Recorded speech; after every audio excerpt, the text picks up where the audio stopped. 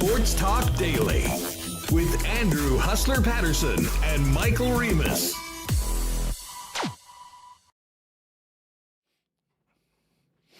Hey, what's going on, everyone? Welcome to another edition of Winnipeg Sports Talk Daily. Andrew Paterson, Michael Remis with you. Going to be another fun one coming off of another business-like victory for your Winnipeg Jets, a 5-0 win. Connor Hellebuyck getting the shutout, and the best defensive record in the National Hockey League got even better last night at Canada Life Centre. Lots to talk about today. I will say this right off the bat. We had hoped to have Rutger McGroarty on the program today. However, I'm not sure whether our times got crossed up a little bit, but he's in class. So we're actually going to catch up with him a little later on today, but we will have Rutger tomorrow or Friday on the program. Stay tuned as well. As he was described yesterday at Canada Life Centre, international influencer Chuck Hellebuyck. Find out a little bit more about what it was like behind the scenes on that dad's trip and how much fun it is watching number one son be the number one goaltender in the NHL for the number one team in the NHL.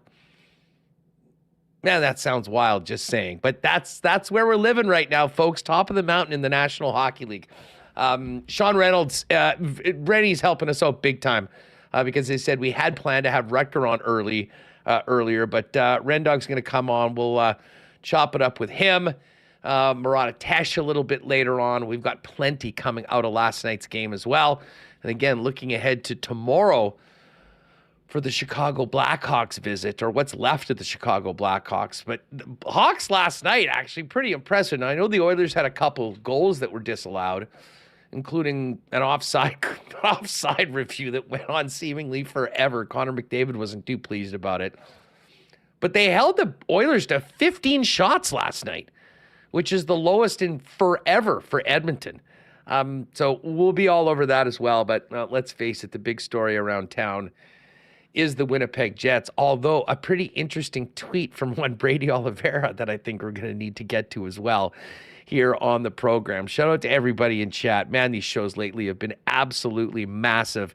We appreciate all of you joining us on a daily basis, and a big welcome to everyone that's maybe been sniffing around looking for more on the NHL's top team that's found us here at Winnipeg Sports Talk.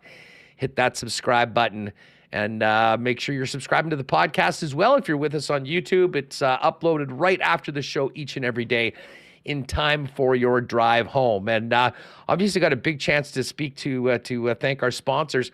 A quick note, though, if you are a Winnipeg business or are thinking about connecting with thousands of Winnipeg sports fans on a daily basis, I'm not sure there's ever been a better time to get working with us here at WST. So if you do have some interest in talking to us about maybe coming on board as a sponsor, hit us up at winnipegsportstalk@gmail.com.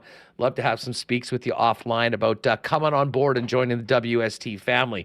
I do want to thank the sponsors that have been with us for a long time, empowering the show every day, including our friends at Coolbet Canada, Canadian Club, Manitoba Battery, of course, the folks over at Modern Man Barbershop, Little Brown Jug, Royal Sports, Aikens Lake, the Winnipeg Jets, Wallace & Wallace, F Apparel, Royal Sports, and of course the gang down at Boston Pizza. But man, we're already pushing 400 right when we press play on the program. The numbers keep getting bigger, and that's because the Winnipeg Jets just keep on winning. Let's get Michael Remis in here. And Remo, what a great night last night we had. Got to give a big shout out to our pal Lucas, who is our winner of the game night last night in that beautiful Play Now lounge in those seats that generously donated by Mitch and the gang over at Ticketmaster. Really helped us boost up that donation to the Christmas cheerboard. But we were living in the lap of luxury. We were eating some great food and watching the best team in the league do it again, and even better, a Connor Hellebuyck shutout. Yeah, what a game yesterday, and what a game to go to. 5-0. The Barnes rocking. They were even doing the wave, which you were reluctantly taking part in. So weren't you? Whoa. I wasn't, and you know what? The wave kind of was getting going. And just a quick wave note, not that we need to belabor this. That was the go zone for the wave. I mean, you're up 5-0, late in the third period. Like, I don't know, about 12 minutes left. Again, a little early for my liking. But if you're up 4 or 5 goals, I mean, that is the Wave go zone, so have at her. Although, a personal plea, we've already ruined one Hellebuck shutout this year by premature waving. I think that if the other team hasn't scored, I think maybe we hold off on the Wave until the last possible minute, because Hellebuck deserves all the positive vibes going towards keeping the puck out of the net. Not that he really needs it right now with the way that he's playing. So Wave away. It was a fun one last night. It started off with Brendan Dillon, and the Jets never really looked back. 2 from Cole Perfetti, and a special thank you to Gabriel Balharry, who popped in that one late, which helped us cash our WST parlay. 17 straight games where the Jets' opponent's team total has, in regulation, has ended under 2.5. That, to be honest, might be even more incredible than the 30 straight games this team has played without allowing 4 goals. Yeah, well, here, I'm going to play this clip of Paul Edmonds giving you a shout-out for starting the Wave. But the stats coming out of this game from the Jets are, someone wrote in chat, video game numbers. Like, are we living in reality where the Winnipeg Jets are first place in the NHL for consecutive days, not just like a one-day thing where they get knocked off?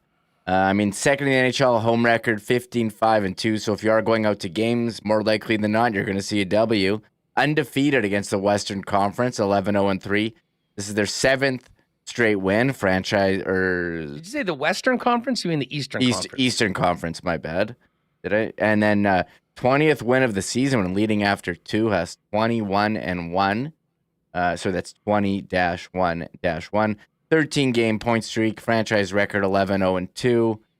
30th straight game of 3 or fewer. Have our eye on the modern record 35. Although, like, the goals per game is much higher than it even was when the Wild had that 35. So this is more impressive, I would think. And shocker, when you're only giving up 3 or fewer. When you score 4 or more, you're undefeated. And yeah, it's 2 or fewer now for the 10th straight and 5th straight home win. The Jets are absolutely rolling, and just when you think there's going to be some slowdown, first game after a road trip or last game on the dad's trip after you went golfing and played 6 games in 9 days, none of that stuff here. Hustler, they're just business at work, keeping it consistent, sticking to the process, and they're certainly getting the results. Well, the results are there, and it's resulting in fans being so confident about these wins that the Wave is sometimes starting a little early. Some people did say they were trying to get it going in the second period, and that's a wake up, if you ask me. Copyright Ken Weeb. But yeah, play this clip. Edmund's having a little bit of fun with my Wave takes in the middle of the broadcast last night on Jets Radio 680 CJOB.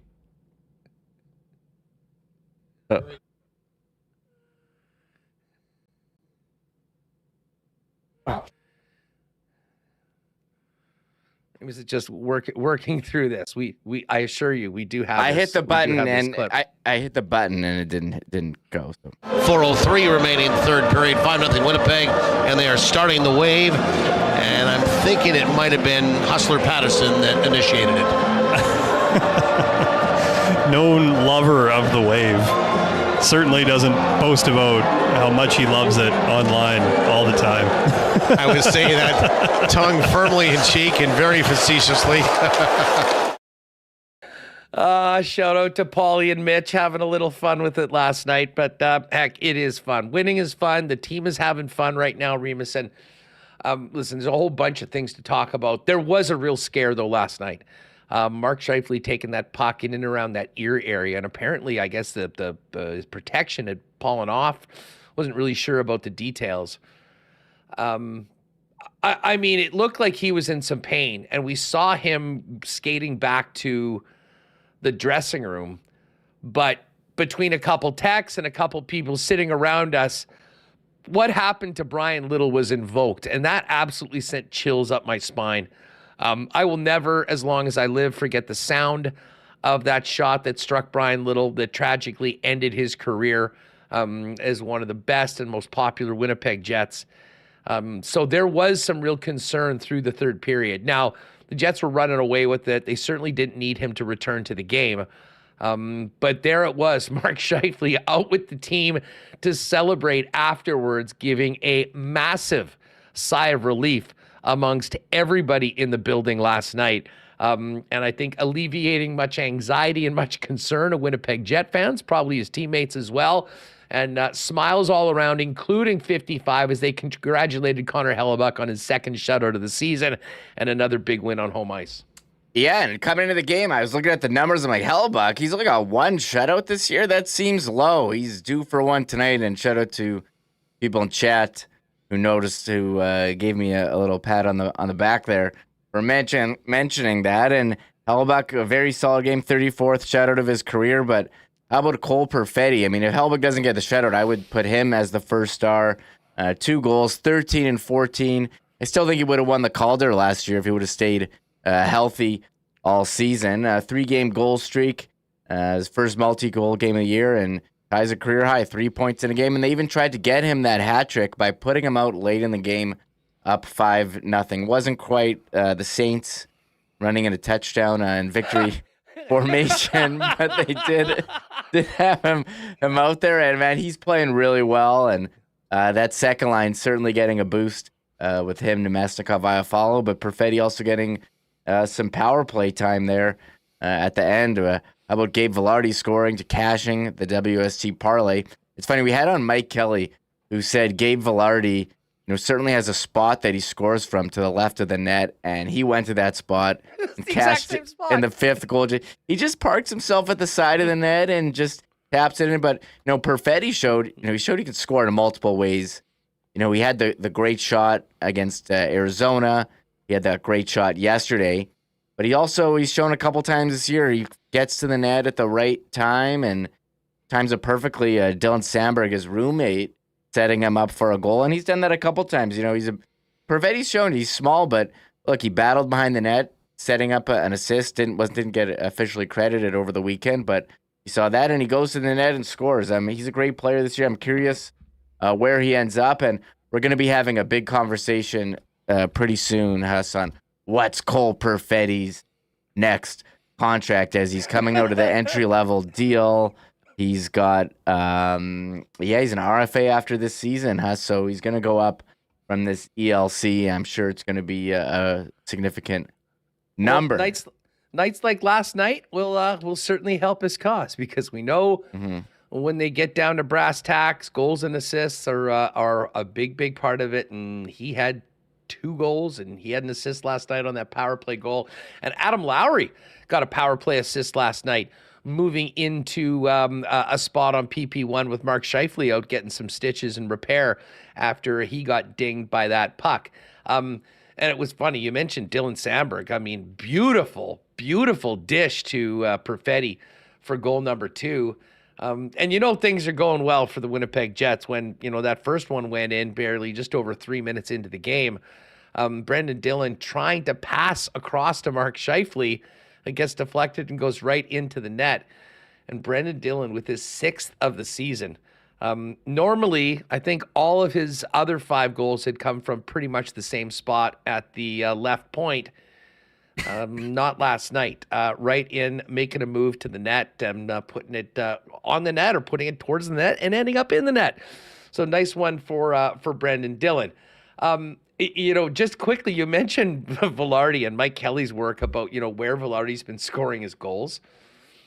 If you had compared Vilardi's last power play goal to this power play goal, and if you remember, his last one was that beautiful pass by Nikolai Ehlers that found him, and I'm not sure the puck traveled more than 6 inches before going in on that play on the road trip.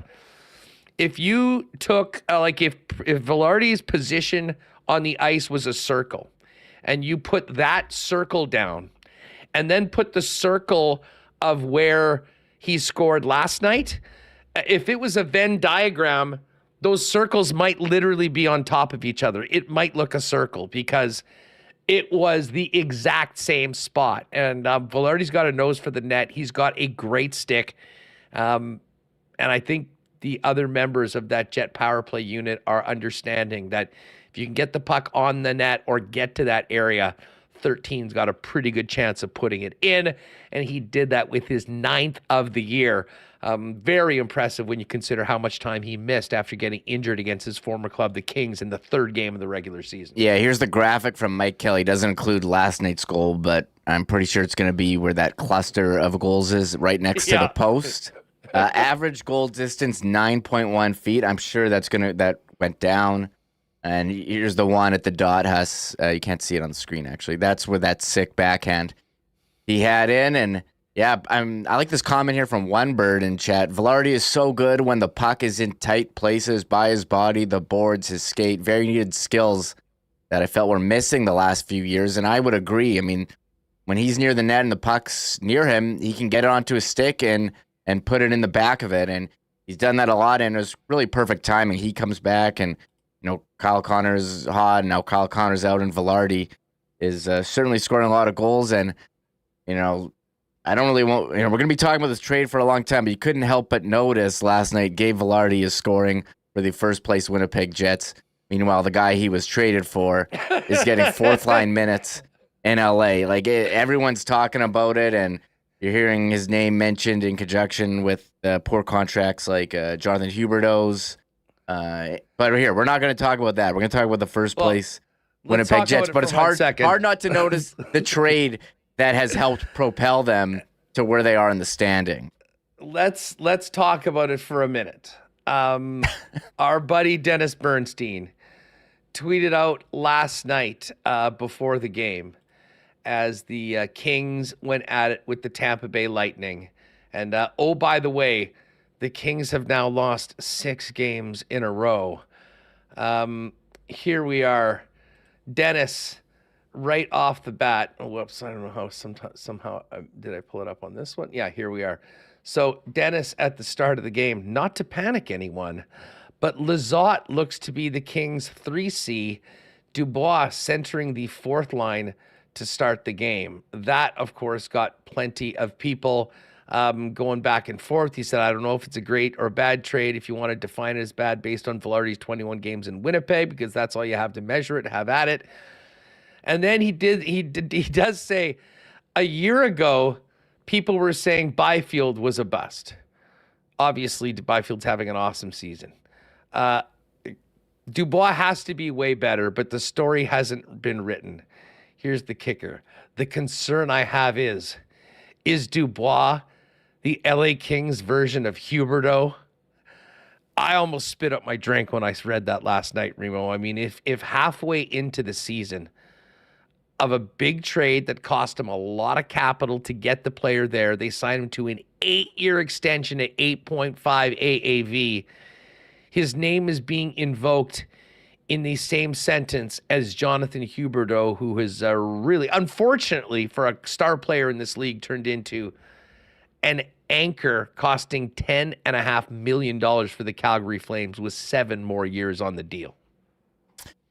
Yeah, we're going to be talking about that. I mean, just not having to pay a guy that much gives the Jets more cap flexibility. We've talked about their depth all season long, and it'll be interesting what happens to the Kings, who got off to a quick start, Hustler, and as you mentioned, have kind of dropped off their play, and you wonder how it shakes out for them. But, I don't want to dwell on, what someone's doing in LA, because the Jets are off to an awesome start. A number of players hitting career highs. Brendan Dillon's goal yesterday, his 6th, ties hit a career high, and that's a guy who's going to be due for a new contract. But again, every time, Gabe Velarde scores, or one, Alex Iafallo, who's prominently featured in the, Beat the Winter Blues promo in the sunglasses, hard not to notice what's happening on. And a lot of people around the NHL are giving Kevin Cheveldayoff praise for his work. I see you reacting to something. Is it that Pete Carroll was fired? Is that it? That's exactly what it is. Adam Schefter 9 minutes ago. This is just a quick little bit of breaking news. Adam Schefter reporting a shocker in Seattle. Pete Carroll is expected to be out as the Seahawks head coach.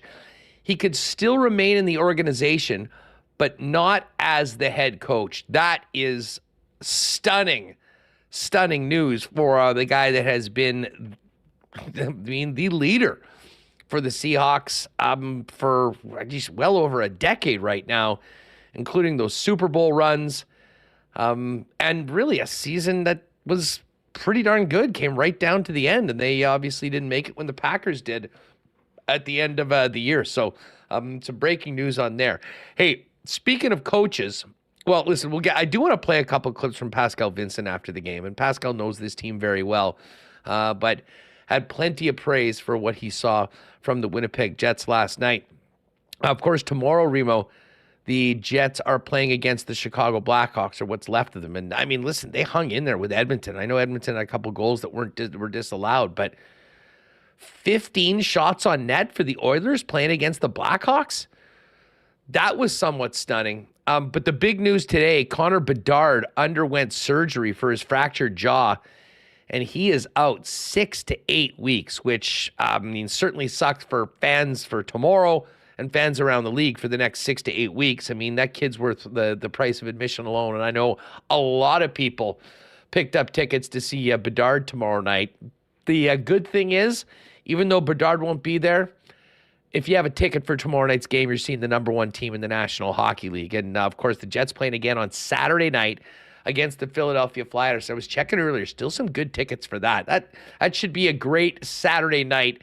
Would love to see that one full. I mean, we always say, oh, we need the weekend games. There's all sorts of things that people are saying, oh, what they want. Well, you got a first-place team in the league, and you've got the Philadelphia Flyers in town. And, of course, that's that Filipino Heritage Night, too, which is always really cool. I mean, great part of our city. Our friends in the Filipino community. It was a big hit last year. They'll do it again. So, but the reason I bring up the Blackhawks right off the bat, Reem, and maybe we'll spend more time on this tomorrow with the team in town. Who the hell do they pick from that team to go to the All-Star game if it's not Connor Bedard? Yeah, I think that's the biggest question surrounding the Blackhawks now. You have the All-Star game. You have to have a player from each team, and their team is pretty bad. I mean, it's not. You look at their roster, you look at where they are in the standings. It's not going great. And Bedard, I'm certainly fine with him being an all-star. 33 points in 39 games. If you had to pick one, like I guess Philip Kurashev, their next leading, he's got 23 points in 34 games. I don't know what else you would do. I mean, I guess if you wanted to send Kevin Korchinski, another rookie, a rookie to replace a rookie, sort of as a sign of what's to come for the Blackhawks, you could do that. Anyway, that's going to be a little embarrassing for the league. And a tough spot for a guy, like whoever it should not be an all-star, but they will be, and they'll be playing with the best of the game. And they'll probably be hearing about it from all sorts of fans that they're there when their favorite player, like some of ours here, whether it's Scheifele or Ehlers, probably won't be there when we're looking at what the fan voting is. But I do have some good news on the All-Star game. And I did some digging last night after the game because I wanted some clarity as to when the cutoff is for the coaches for the All-Star game. Because as we all recall last year, the Jets lost their final game before the cutoff and fell below the Dallas Stars in points percentage. And Pete DeBoer ended up being the representative from the division for the coach. I don't want to say that it is completely done because I can't guarantee you of that. But I do know that the cutoff for the coaches for the All-Star game is this weekend. And, of course, the Jets right now have the best winning percentage in the entire National Hockey League. They are 3 points up on the Colorado Avalanche with a game in hand. So first things first, win that game tomorrow night, and I think you can pretty much make it official. But we might not get some of the other deserving all-stars from this team, and Morrissey, Ehlers, Scheifele, to name a few. But I'll tell you what, I'm not sure there's anybody that has done more of an all-star performance than the members of the Winnipeg Jets coaching staff. And it'll be great to see Bones there representing the Peg as the Jets head coach, assuming that's the way that it comes out over the next couple days. Yeah, this whole All-Star, have to have a guy from every team. And you mentioned to me, Seattle had their player injured last year, so they didn't have an All-Star. The Jets didn't have an All-Star one year when Bufflin got hurt. And you look at, if you want to have a real All-Star game, it's ridiculous that you're going to have, teams that are too good that you can't have multiple All-Stars on. Like JT Miller's top 10 in points. He's not. Yeah, but whatever. What I meant, but Bones. Oh, we're talking about Bones. Going. Yeah, that's great. Yeah, I'm just moving on from that. I have nothing else to add. It's awesome. He's deserving. Is he more? Is there anyone more of an all-star coach than Bones this year? 100% no. He should have got it last year too, but we know what happened. So exactly, great to see him and anyone on the Jets getting league-wide recognition, because you turn on SportsCenter all week, and it's all about William Nylander's new contract and about the Oilers were out of the playoffs and now they're back in. Not about the team that that is in first place in the entire NHL. So yeah, great to see the Jets getting recognition. Josh Morrissey had an amazing goal last night. Rocket blast. I think he's actually.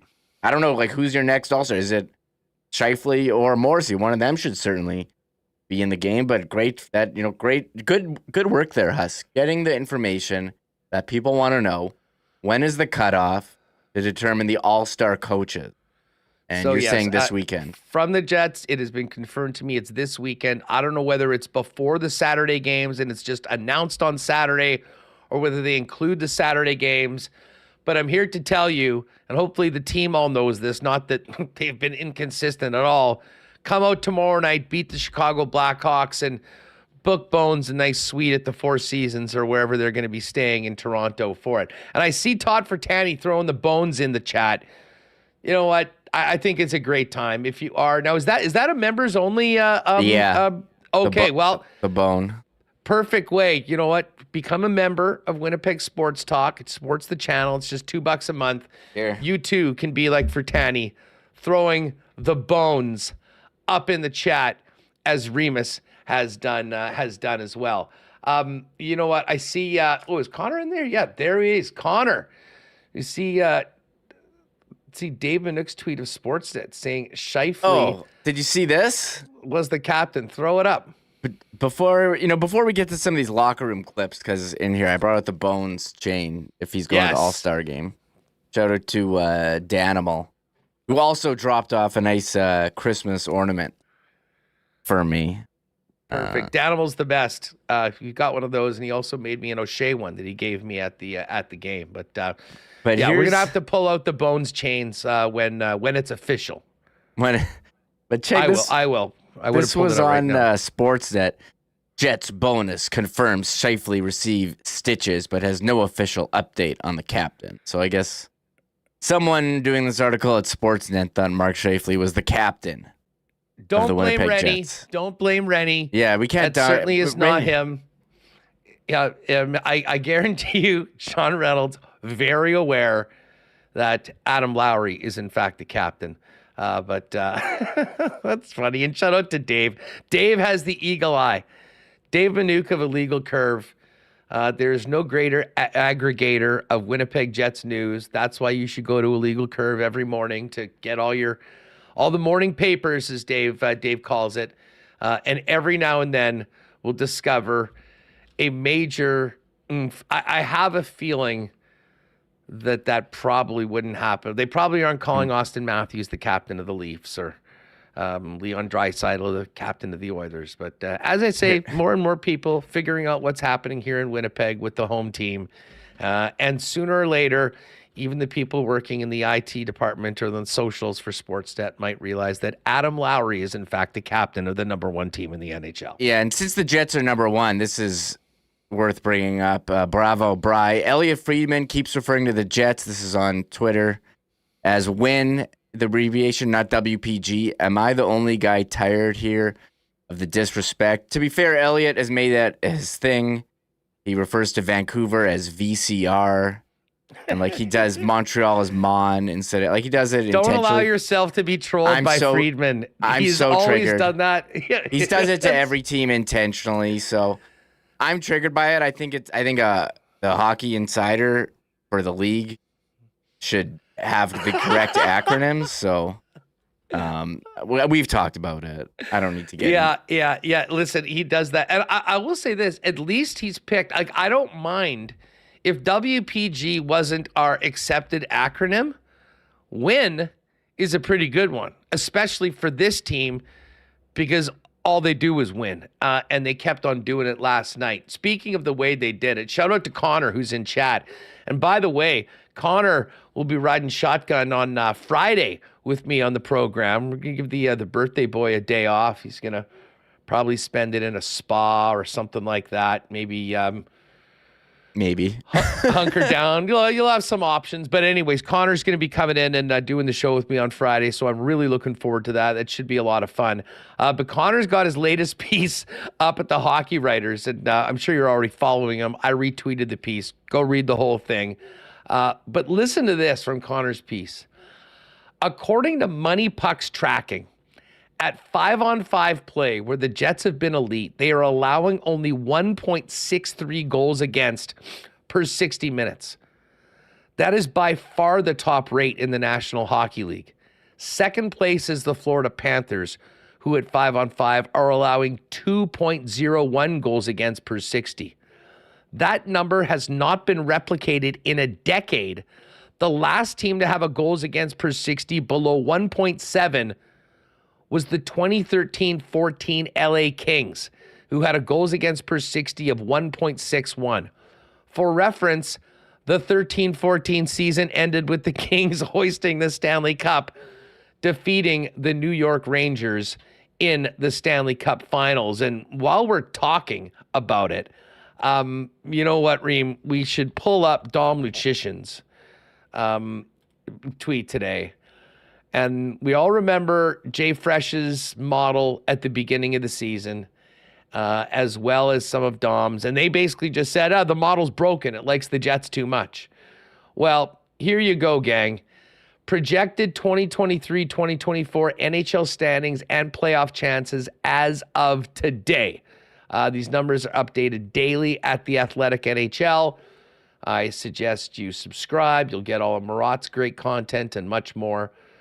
But here we have it. Number one is the Winnipeg Jets, projected at 113 points with, and again, this is their model. I don't know if anything can be fully 100%, but a 100% chance of making the playoffs. Bruins, Rangers, Avalanche, Panthers are at 99 points. Canucks and Stars are at 98. But that's where it gets even more interesting. The Jets are number one in every other category in these projections. 100% for the playoffs. They are 63% for the division final, 35% for the conference final, highest in the league. Or I shouldn't say that. The Oilers actually have a 36% chance, which is strange because they're way down the list. But the model really does like Edmonton as well. The Jets have a league best 21% chance of making the Cup final. And when you break down the to win the Stanley Cup numbers, the Jets are on top of that at 12%. So, Remo, I don't know what to tell you, but the Jets are right now the favorites in the NHL. We knew that they were the number one team. You look at Coolbet right now, they're still not the odds leader, which is fine. Give us a better number. Jet fans will like that. But it's kind of sinking in right now what this team has done. And it's sinking in far beyond the perimeter of Winnipeg and the province of Manitoba that the Jets are the real deal. Yeah, 35% chance at making it to the conference final. I'll take that. And there's actually people here in chat saying, no, don't win the President's Trophy. You'll get the President's Trophy curse. And certainly projected right now for 113 points. Imagine that. Getting the division banner, there's banner for division, banner for President's Trophy. Not the ones that matter, but it's certainly an accomplishment finishing, I think, first. I want it.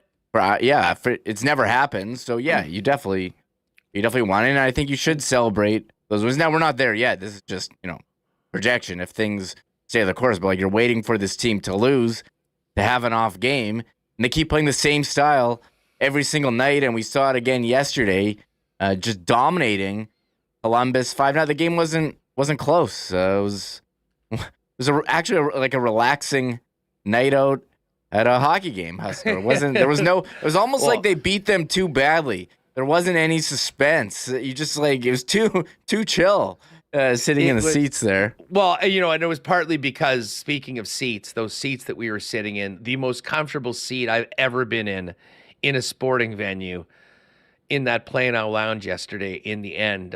Later on, we'll kind of fire up some of the treats that we had there and talk a little bit more about that. But it's funny showing you. I mean, of course, our partners at Coolbet do a lot of business here. We got the Lock Shop. I mean, the Winnipeg's a Coolbet hub. Edmonton is a Coolbet hub. So I think they're a little bit more on to Winnipeg. But I'm just looking at responses to Dom's projections. And I mean, FanDuel is a big company that operates just in Ontario. So I don't know if they really pay very much attention to the Winnipeg Jets. Well, apparently not. Because their odds this morning have the Avalanche at plus 750. Coolbet's got them at 10, and that's the lowest number. As I mentioned, the Jets were 14-1 at Coolbet. The Jets are 24-1 at FanDuel, and the Canucks are 22-1. And both those teams 14 right now. So, in and around the center of the universe, maybe they haven't been paying too much attention to what's happening in the Central Time Zone and certainly in the West Coast Time Zone. But again, that is just fine with us, especially any of you who got that 50-1 President's Trophy number or 60-1 Cup odds before the drop of the puck. And just on the President's Trophy, I mean, does it really mean anything? No. Would it be cool to win? Yeah. Does it mean you can't win the Cup? Absolutely not. Come on. But like we talked about yesterday with Mike, there is a huge advantage to winning at least the West. I mean, whether you're better than the first place team in the East, does it really matter? Probably not.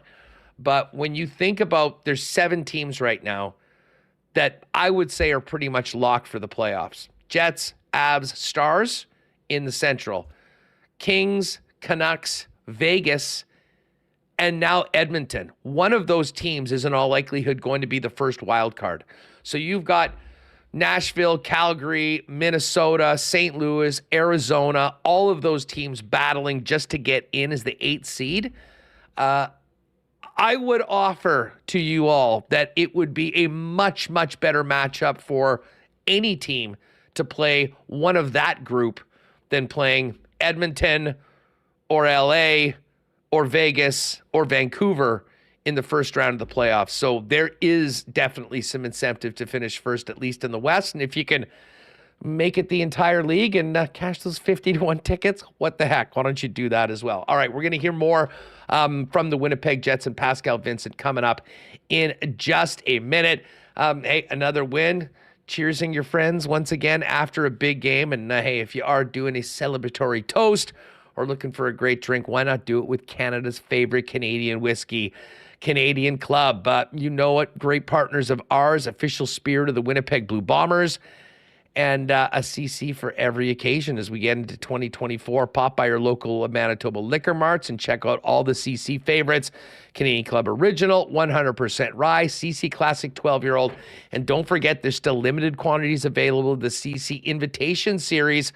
Canadian Club 15-year-old Sherry Cask, the signature CC 12-year-old whiskey, finished with a secondary aging in Oloroso Sherry Casks. All the hallmarks of classic Canadian Club, with the added richness and sweetness of sherry.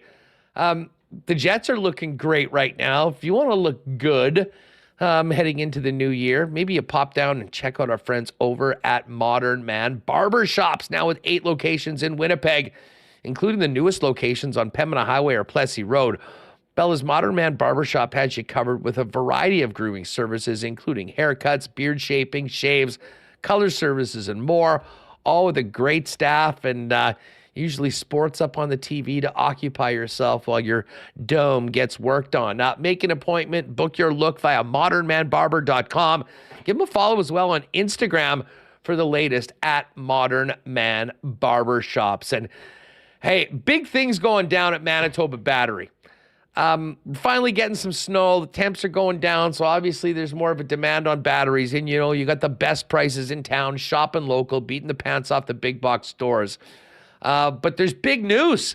Next month, February of 2024, they're opening up a second location in the south end of Winnipeg. Donnie and the gang would like to thank all of you for your support along the way. And for you South Winnipeg folk, you'll be able to get your batteries locally and conveniently at the best price in town from the new location at 452 Dover Court. We'll have sales and grand opening specials coming as we get closer to the date. But on behalf of Manitoba Battery, thank you, WST fans, viewers, and listeners, for making Manitoba Battery part of the WST family. For more information on all your battery needs, go to manitobabattery.com or give them a call at 783-8787. All right, looks like we probably won't have Rennie today, but we've got so much to get to from last night's game. We'll be able to do that, and of course, Murat coming up a little bit later on. But listen, before we hear from the Jets, let's hear from Pascal Vincent. This is a man that spent 10 years in the organization here in Winnipeg with the Winnipeg Jets and, of course, with the Manitoba Moose as well. It was great to hear and see Pascal yesterday before the game. Afterwards, he talked about the hosts last night that didn't give his team much and walked away with a 5-0 victory. Here's Pascal Vincent on the Jets. We're number one in the league. There's a reason for it. They don't give anything, and well-structured. They play a good team game, offensively and defensively. They're patient with their offensive game, really intense with their defensive game, and they have an elite goaltender. So they can play any style, and there's a reason why they're number one in the league, and that's what we face tonight. All right, there's Pascal Vincent telling fans, I think, what maybe we have been saying and realizing for a while. But if you haven't been watching the Winnipeg Jets, you're probably looking at the standings going, what the hell is going on in Winnipeg? Well, that and this, a pretty good synopsis. Here's what Pascal had to say about the way the game really turned in the second period, and just some more praise for the guys that are looking down at the other 31 teams in the league. But we had a 6-7 minute block in the second. We just tried to complicate things, and they scored 2. So at that point, it's 3-0 for them. We had the shots, the number of shots, but that's a team that really protects the inside of the ice. So it was hard to get there. That's a team that plays a playoff style, and it was complicated for us to create offense. Especially down 3-0, they're just going to button it up even tighter. Right? Yeah, well, that's an experienced team. They've been there before, so it's what we've seen tonight against us. That's what we hope to achieve at some point. All right, there's Pascal Vincent, and I can tell you personally, and I'm sure most of you in the chat would agree, hoping for good things for him. He came in a horrible situation just days before the start of the season, being announced as the head coach after Mike Babcock was sort of exposed to be, in fact, Mike Babcock, and lost his job. And it hasn't gone well right now for Columbus. However, keep a lookout for that team in the next few years. They've stunk for a while. They've had some high picks. They've got some really talented young players, and you hope that will turn around. From one head coach to another, as we mentioned, I think one more win will pretty much make it official. Rick Bowness going to the All-Star game, and won't that be cool? But Bones, like his team, all business, focusing on the task at hand. He talked about keeping their good habits last night and helping them get another big win. That's our team game. That's how we play. And, give Columbus a lot of credit because they've got some good young players over there. They're big and they're fast. And so sometimes you got to give credit to the opposition that we didn't have the greatest energy tonight, but we found a way to persevere and keep playing Winnipeg Jet hockey. But sometimes, they made it hard on us. They've got some good young talent over there. Pascal's doing a great job with them. So, but when you don't have your energy, you rely on that team game, and that's what we do. All right, so there's Bones. Now, as we mentioned, I mean, Cole Perfetti, 2 goals and an assist last night. It was interesting to see Cole out there for an extra couple shifts in the third. And this was not, we'll hear from Bones, not the case of really trying to pile it on and really stick it to Columbus, but more giving Cole an opportunity to maybe get that first career NHL hat trick. Here's what Bones had to say about Perfetti's game, the goals that he scored, and having him out there for a couple extra shifts late in the game. Got 2 goals from Cole Perfetti. I think that's the first time he's scored 2. Looks like he might have even snuck him out for a double shift at the end there. For yeah, the we're trying to get, I know you don't want to run the score up because that's not what we're about.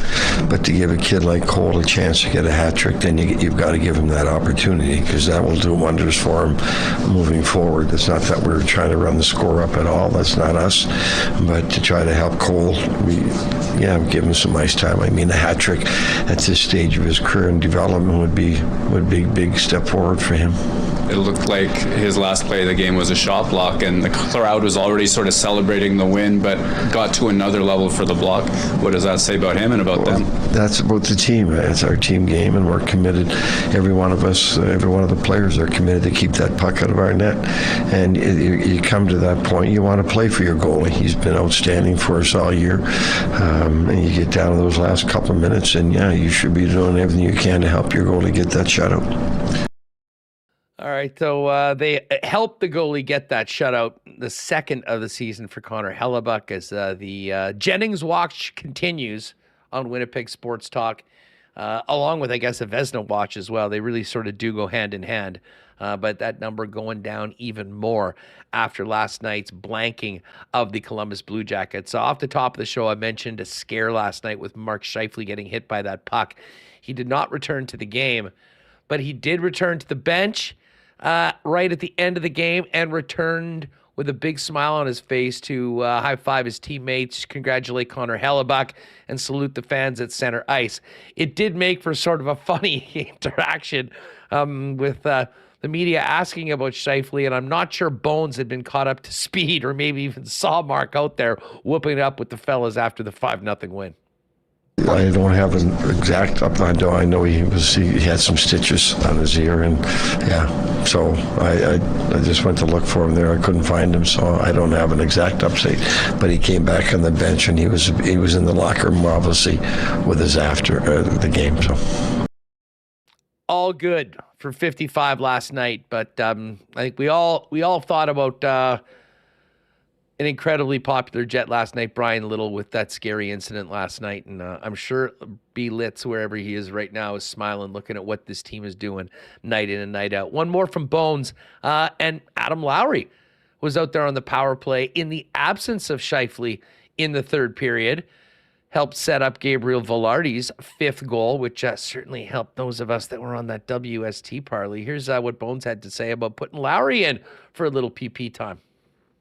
He has played some power play. When we start Mark's group and then the face-off moves to the left side, Adam goes out there. So Adam is in all our power play meetings, face-offs, and he's a big body. And Brad talked to them in his meeting about making sure we take the puck to the net the way they kill. So Adam was a perfect guy to do that. But that whole goal we scored at the end, like it was all Adam in the second period there on Cole's. Adam raced up the ice and kept the puck in. He stopped an icing. Like Adam does so many other little things that we see and that we appreciate how hard he works and all the little details to his game. But that's always good to see him get the power play point. All right, so there's Bones from last night's game. Stick around. Murat is coming up in just a few minutes. Murat's on the way home from the rink. And later on, after Murat joins us, we'll look to have a little bit more from the Winnipeg Jets after a very rare practice today for the club, considering what's up. Hey, got to give a shout out to Stan Scott, who just dropped a very nice and generous super chat. Stan Scott says, "Great show, guys. It feels so weird just waiting for a Jets loss. The consistency is unreal. I really think the forward group changes since the trade deadline last year has made the biggest difference." And I mean, there's a whole bunch of things that have contributed to it, but it was sort of like, Stan, what I had said at the beginning of the year, I remember it was a conversation with Hammer, and there was a narrative that they were just running it back and it was the same team. And obviously Blake Wheeler wasn't there and they'd made the Pierre-Luc Dubois trade. But you're exactly right. I mean, those two additions of Nemetsnikov and Niederreiter last year, in the midst of a lot of noise on this program and in this chat about how the Jets needed to push all in and go for Timo Meier. And I don't know how anyone could have felt that confident the way that team had played for 6 or 8 weeks heading into the deadline, that it was time to risk future assets. I certainly wasn't there. But Cheveldayoff did what was, it's so impressive. Now you get two players at very, very good value. A second-round pick for Nino, a later-round pick for Nemetsnikov. Re-sign Nemetsnikov to a pretty affordable 2-year deal at $2 million per, and then extend Nino for 3 years. And both of those guys have had a massive, massive impact, along with the new Jets from the LA Kings, on what the team has done defensively, and the fact that, we're all waiting for an inevitable loss sometime. It will happen. But sometimes watching this team, it feels like they're never going to lose again. Unfortunately, that will happen. But right now, just keep it rolling. Let's talk about Cole Perfetti and hear from Perfetti for a minute. A 2-goal game last night, coming off, a great trip for him, having his dad out there with him. And you can just see how much fun he's having, truly establishing himself as an NHL regular and having a big, big hand in the success of the Winnipeg Jets. Here's what Perfetti had to say about his 2-goal game last night against Seabus. Yeah, it felt good. It felt really good. It's always fun to score, and it felt good to score twice tonight. It just feels good. The way the team is playing, it just felt like another day of rolling, didn't it? Yeah, I thought today, coming home after the road trip, a lot of travel, and 3 games and 4 nights there was kind of tiring. I think, it took a little bit to get our feet going. Obviously, we scored early, but it took a little bit to get the feet going, and it might not have been our fastest effort, but the detail was right, and the effort was there, and just another game of us playing the right way, and taking another step in the right direction. So I think that was a really good effort from everyone tonight. How would you describe that pass by Dylan Samberg? Really good. Yeah. The roommate connection, I guess. No, I don't know. He's been playing great, and he's been moving the puck really, really well and seeing the ice really well, and that's a great play to activate from down the wall. And I kind of just stood my ground and was hoping. We made eye contact, so I had a feeling he was going to try and make the play, and he fed it through a little hole there, and it was a great pass. So that was awesome. Big smiles from Cole. We don't always get those.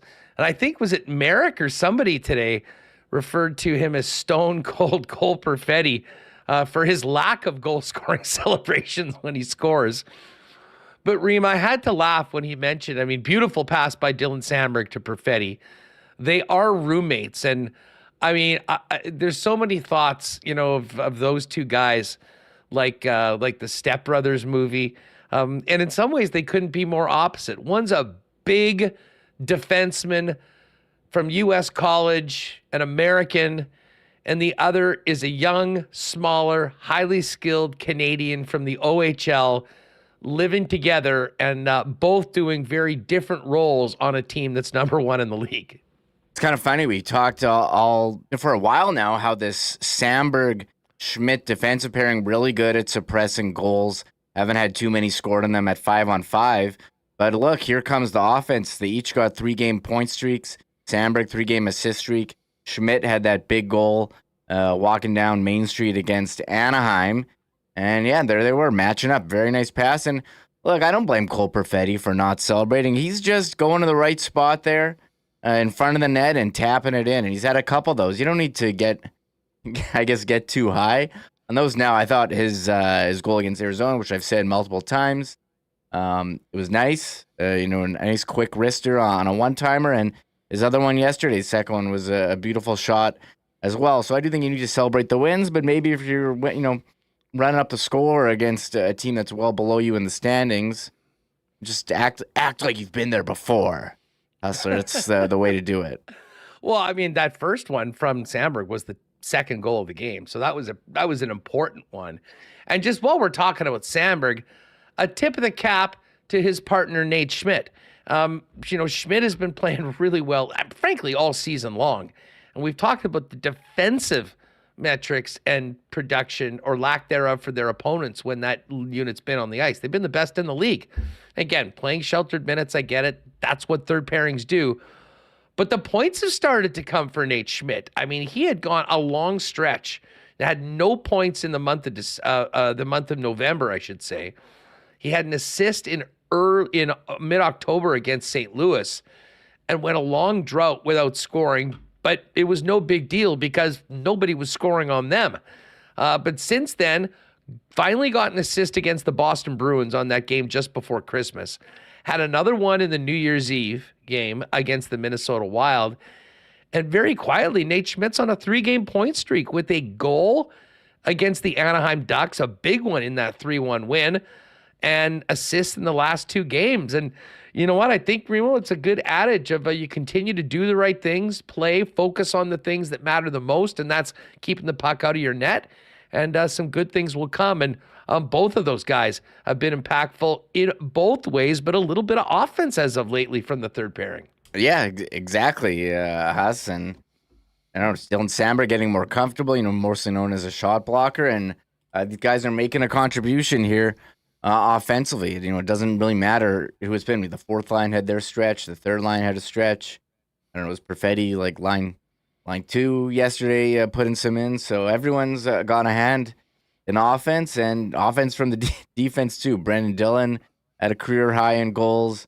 And you just said Schmidt and Samberg chipping in. So everyone's got a little piece of this one, and doesn't matter who's going, someone else is picking up the slack.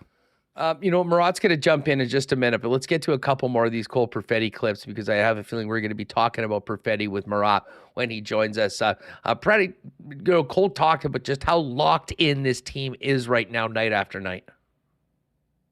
I mean, it's special. It's fun to be a part of this.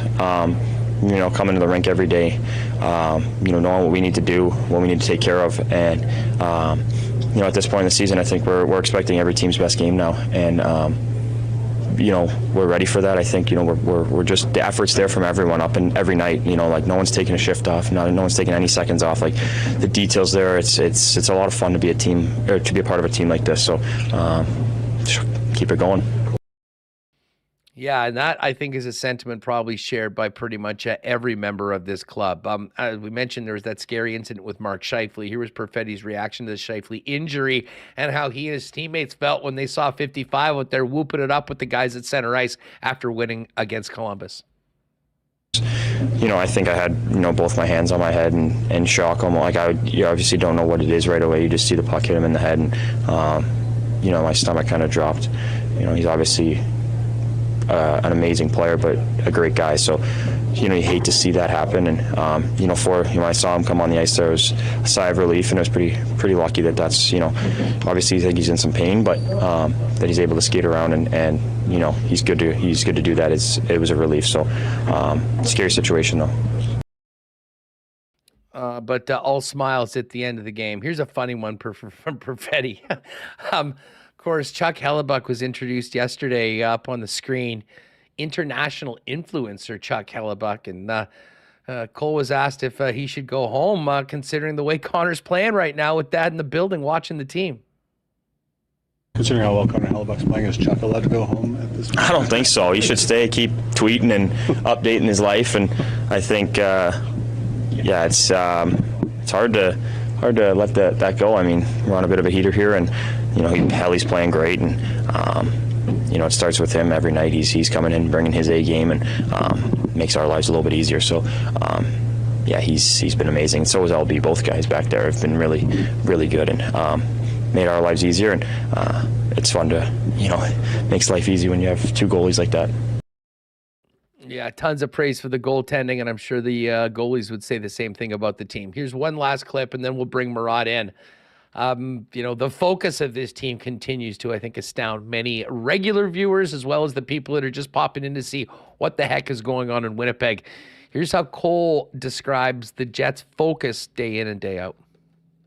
I think, everyone just in this room is just really focused on winning. Like, I think, there's no nights off in this league, and we know that, like, obviously being top of the standings, like, like I said, you're going to get every team's A game, so you can't, you take a night off and a team jumps you in the conference or in the division, and so we know, obviously, there's going to be nights, like, it's bound to happen. It's professional sports, but, as long, we're just trying to bring our, highest level of intensity and work ethic every night, and, we have the depth, we have the skill, we have, a great hockey team in here that if we bring that effort every night, like, it's, the results are going to keep going like this, so it's a lot of fun.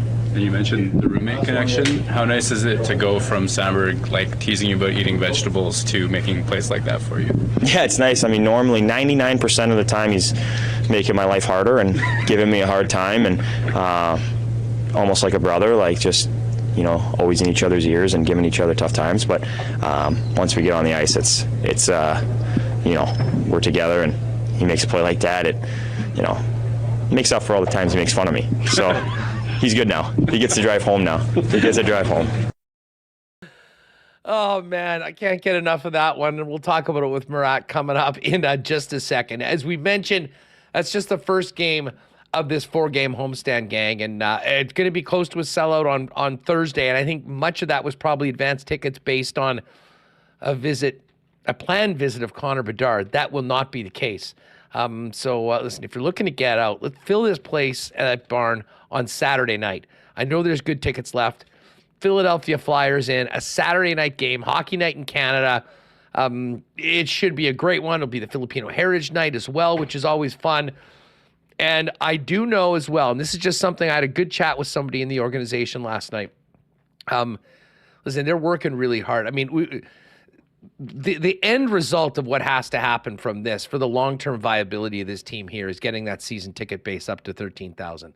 I know there's people that have been thinking about season tickets, people that maybe gave them up before, that are probably wishing they had them right now. This is a great time to give them a call, or even if you want, fire us an email at winnipegsportstalk@gmail.com, and I'll help put you in touch with the right person to get you back in the game. You're going to want to have playoff tickets for this year. You're going to have great seats. The best way to do that is have a package with the club right now. So hopefully many people that were on the fence will not only be at these games Saturday and next Tuesday when the Islanders are here, but, hopefully maybe get back together with that group, or maybe some new people put together, become season ticket members, enjoy the benefits of being a season ticket member, including those discounts on concessions at the games, and reestablish the Winnipeg Jets as a very healthy franchise and fill in that building night in and night out for a team that absolutely deserves it. Again, winnipegjets.com for tickets right now for the games this weekend, as well as packages and seasons for the rest of the year, and booking yourself in for hopefully many whiteouts when we get to the Stanley Cup playoffs. Got to shout out our friends at Wallace & Wallace, the fencing and overhead door specialist in Winnipeg since 1946. I mean, you've seen their fences and trucks all over the city, but you might not know that they're the leaders in overhead garage doors. And with kind of an ugly forecast coming up, and the deep freeze on the way, this is the time that gives your garage door the most problem. And you want to make sure that it's continuing to go up and down for you and your family without a pause. So the right time to prevent downtime is now. Give Wallace & Wallace a call to book your inspection and maintenance service. Call today for residential and commercial overhead door sales and service. There's only one name, or two, you need to know, and that is Wallace & Wallace. And just before we bring in Murat, guys, it's a new year here. You're looking ahead to big things. Upcoming summer, wedding season, and more. Hey, if you're looking in your closet and realize, I got to up my menswear game, there's only one place to start, and that, of course, is F Apparel. The guys will make you look as good as ever with custom suits made to fit however you want them, starting at just $400, along with chinos, golf pants, custom shirts, both tucked and untucked styles, and an incredible selection of menswear accessories. If you are in a wedding party or getting married this year, talk to the guys as well about a 15% discount when the fellas get done up for their suits at F Apparel. Pop by and see them at 190 Smith Street downtown, Winnipeg's leader in menswear, F Apparel, and online, check them out or make an appointment at F. That's EPHapparel.com. All right, the good times just keep on rolling. Let's welcome in Murat from The Athletic. Murat, what's going on? How are you? Yeah, I'm doing well. I had my coffee shop writing session, walked in. Staff says, how you doing? Say, good. How are you doing? Staff is absolutely thrilled by the Winnipeg Jets' success. So, the team has made it into the community. I think that the day-to-day experiences of this city have actually genuinely been impacted by having a number one NHL team in the city. I think that's pretty cool that it's just become part of the fabric here today. Even the baristas are fired up. You got to love it. And you know what I mean? Listen, the players are loving it. You asked that last question, and we've kind of been joking around. I mean, there's a sitcom in there somewhere. Yeah. with the Cole Perfetti, Dylan Samberg. I mean, you couldn't have two more opposite players, opposite styles, opposite backgrounds, and yet living together and coming together in a pretty impressive goal last night that ended up being pretty important. Yeah, that was a heck of a goal, first and foremost. I mean, Dylan Samberg cutting along the wall behind the net, and Cole Perfetti, he says that they made eye contact, so there's a little bit of a read there that they made. And that centering pass as Samberg sucks two defensemen towards him, Cole Perfetti's right there in the open space to bury it. I mean, that's a pretty impressive play. I guess they were talking about it on the couch over nachos and whatever, you know what I mean, at the Perfetti-Samberg household. And like their buddy comedy, I would be all about that.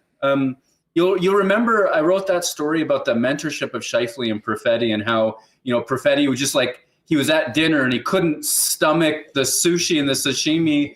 He was such a young guy, hadn't had all those experiences yet. I was talking to Dylan Samberg about that, and Samberg was just giving him the gears about how Perfetti used to only eat one vegetable, and I don't think he named which one it was.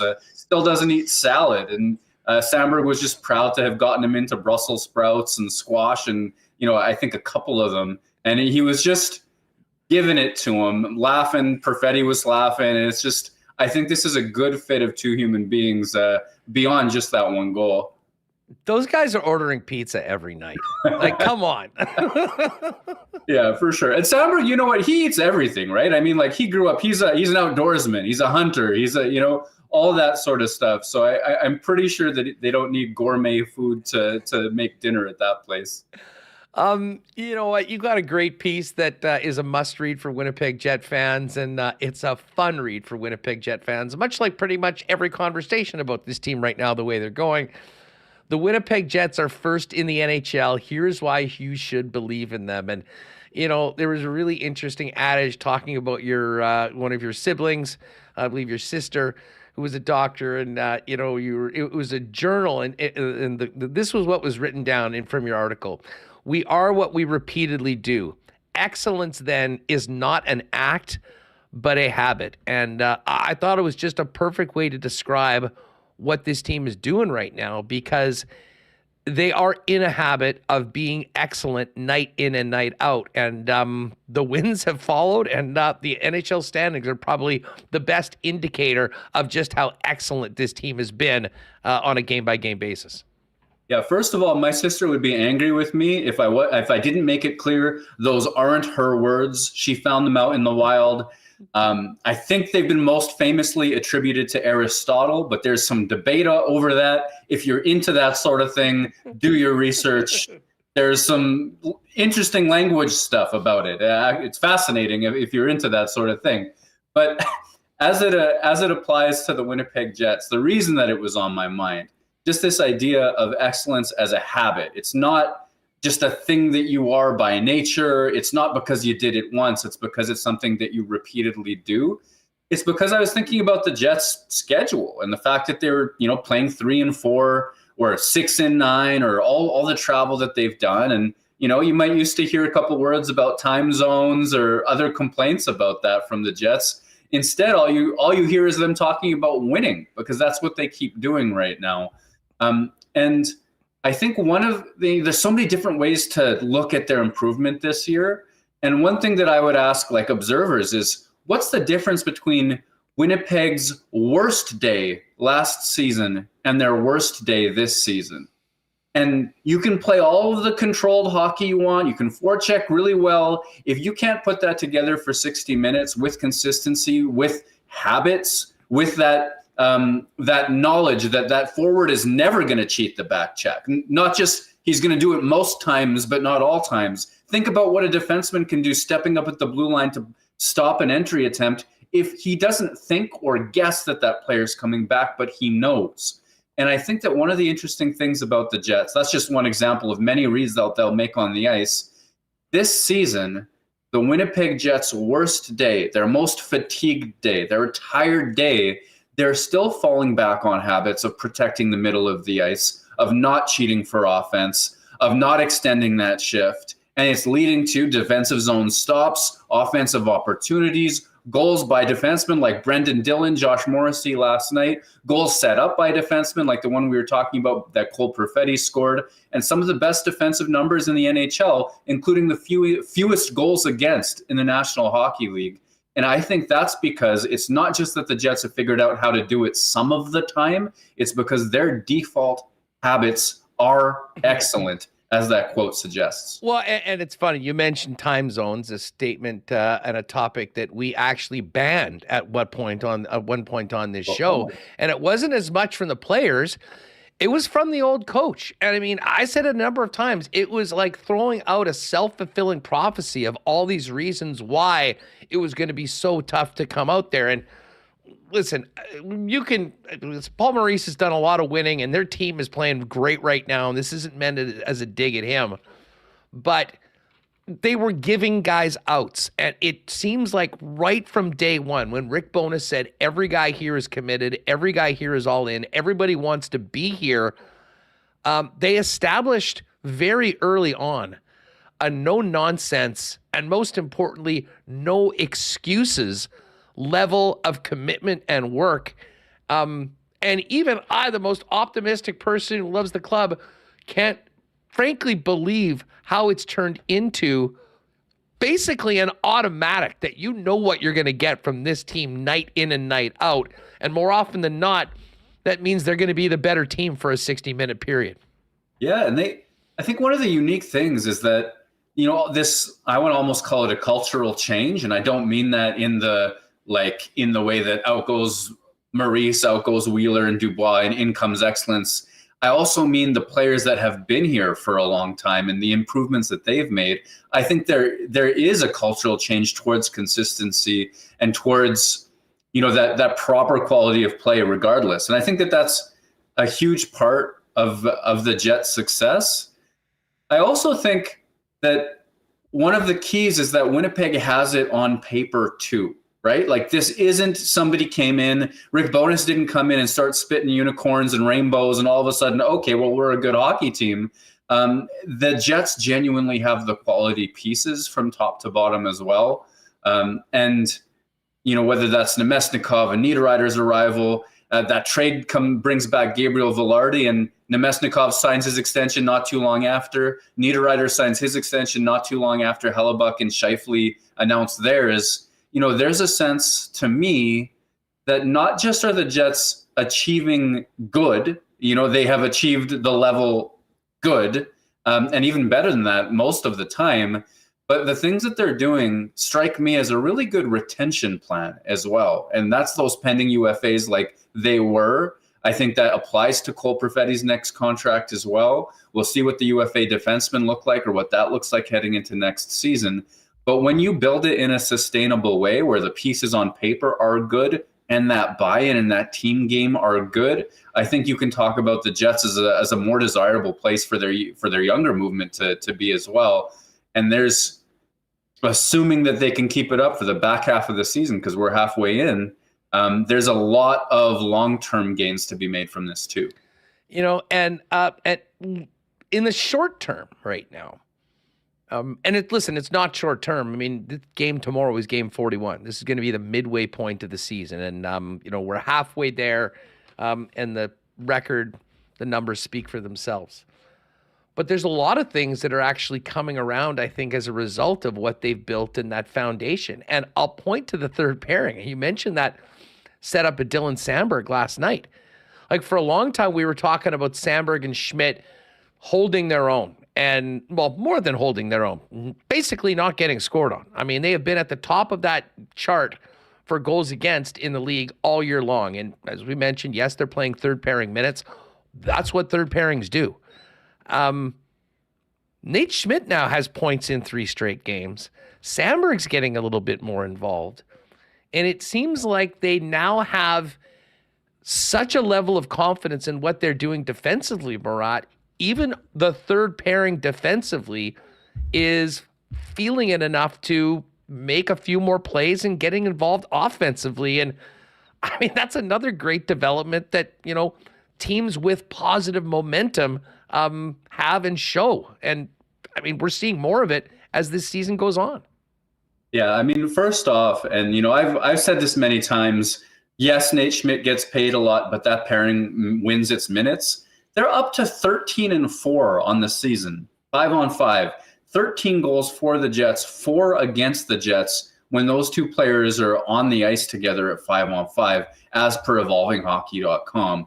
That is scorching stuff. That isn't effective third pair. That is excellent third pair. And that they deserve credit for that, whatever the strengths and weaknesses that are. If you see mistakes get made from time to time, that is a substantial advantage that the Winnipeg Jets have, rolling them out of that 3 hole. The other thing, though, to your point, where it's not just they're around, but they're creating good things. And, Schmidt's putting points together. Sandberg's making plays like that. I mean, that is certainly confidence. That is absolutely a confident duo, I would say. And I kind of feel good for Nate Schmidt about all of that. He put in the work this offseason. He put in a tremendous amount of work, changed some routines and regimens. I was talking to him about it at training camp when, by the eye test, he had a little extra pop in his step. And for me, Nate Schmidt continues to have excellent offensive instincts. With the puck on his stick in the offensive zone, he can look off a pass. He knows what seams are available to him. He can shoot. He has the tools and the sort of read-making ability to make the right decisions and be dangerous. For me, the thing that's taken him from like a top 4 excellent defenseman to a third pairing guy is he's lost a bit of foot speed over the years. And he's not getting into those situations to be as dangerous as his brain and hands know how to be still to this day. And you're seeing his hands deliver. You're seeing his vision deliver of late because he's getting himself into those good spots. And I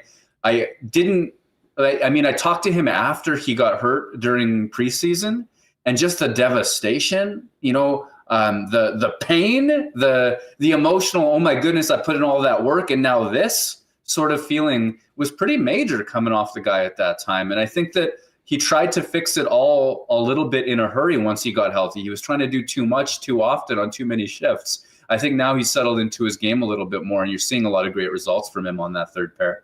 Murat from The Athletic with us on Winnipeg Sports Talk, discussing the continuing excellence of the Winnipeg Jets. Back to Perfetti for a minute. In your opinion, how far has he progressed since we saw him sort of break out last year and, was putting up some good numbers, to now being an important, reliable, contributing member of a top 6 on an elite NHL team? I mean, check this out. Primary points at even strength are the most repeatable type of point.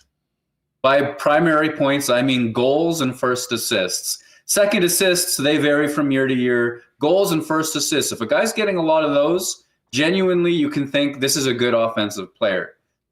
When you look at the end of the season, you're like, oh, who got 80 points? Who got those massive totals? Often it's because they get enormous minutes at 5-on-5, which Perfetti doesn't, or enormous first unit power play minutes, which Perfetti doesn't. So the big totals at the end of the year are still probably a couple years away from him, depending on the opportunity that he gets. But at 5-on-5, his goals per 60 minutes of 5-on-5 play and his first assists per minute at 5-on-5 are elite. They are among the Jets' leaders. If he's not first, he's second. He's literally in that upper echelon of what he's able to create with the minutes that he's got at 5-on-5. And I think that that's one of the things that we should look at now in terms of a number sense, that, we a few years from now, when he's putting together big point totals, we should be able to look back and say, hey, we saw this coming. We saw a little bit of that on the way. And already to have 29 points in 40 games with the minutes that he's gotten, that's an impressive thing. By eye test, one of the things that I think about is, when he was spinning away from that check in preseason and he got hit hard. For me, that was a timing play gone wrong. He thought one thing, it didn't work out the way that he anticipated it was going to work out. And I think that was a completely normal mistake to make for a guy who had missed the back half or the back portion, of last season injured.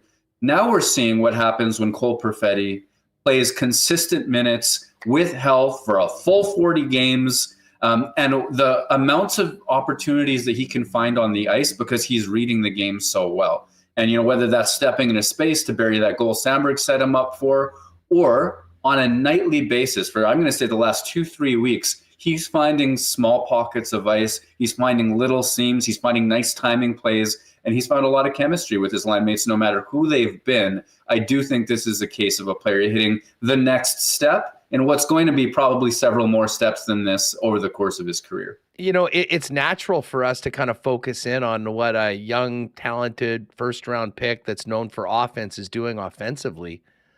But what about the other side of his game? I mean, I continue to be more and more impressed by his body positioning, his stick work, how he's able to turn the puck over. I mean, he does not look like a guy that is benefiting from Iafallo and Nemetsnikov being puck demons and them just getting him the puck. He's doing it too.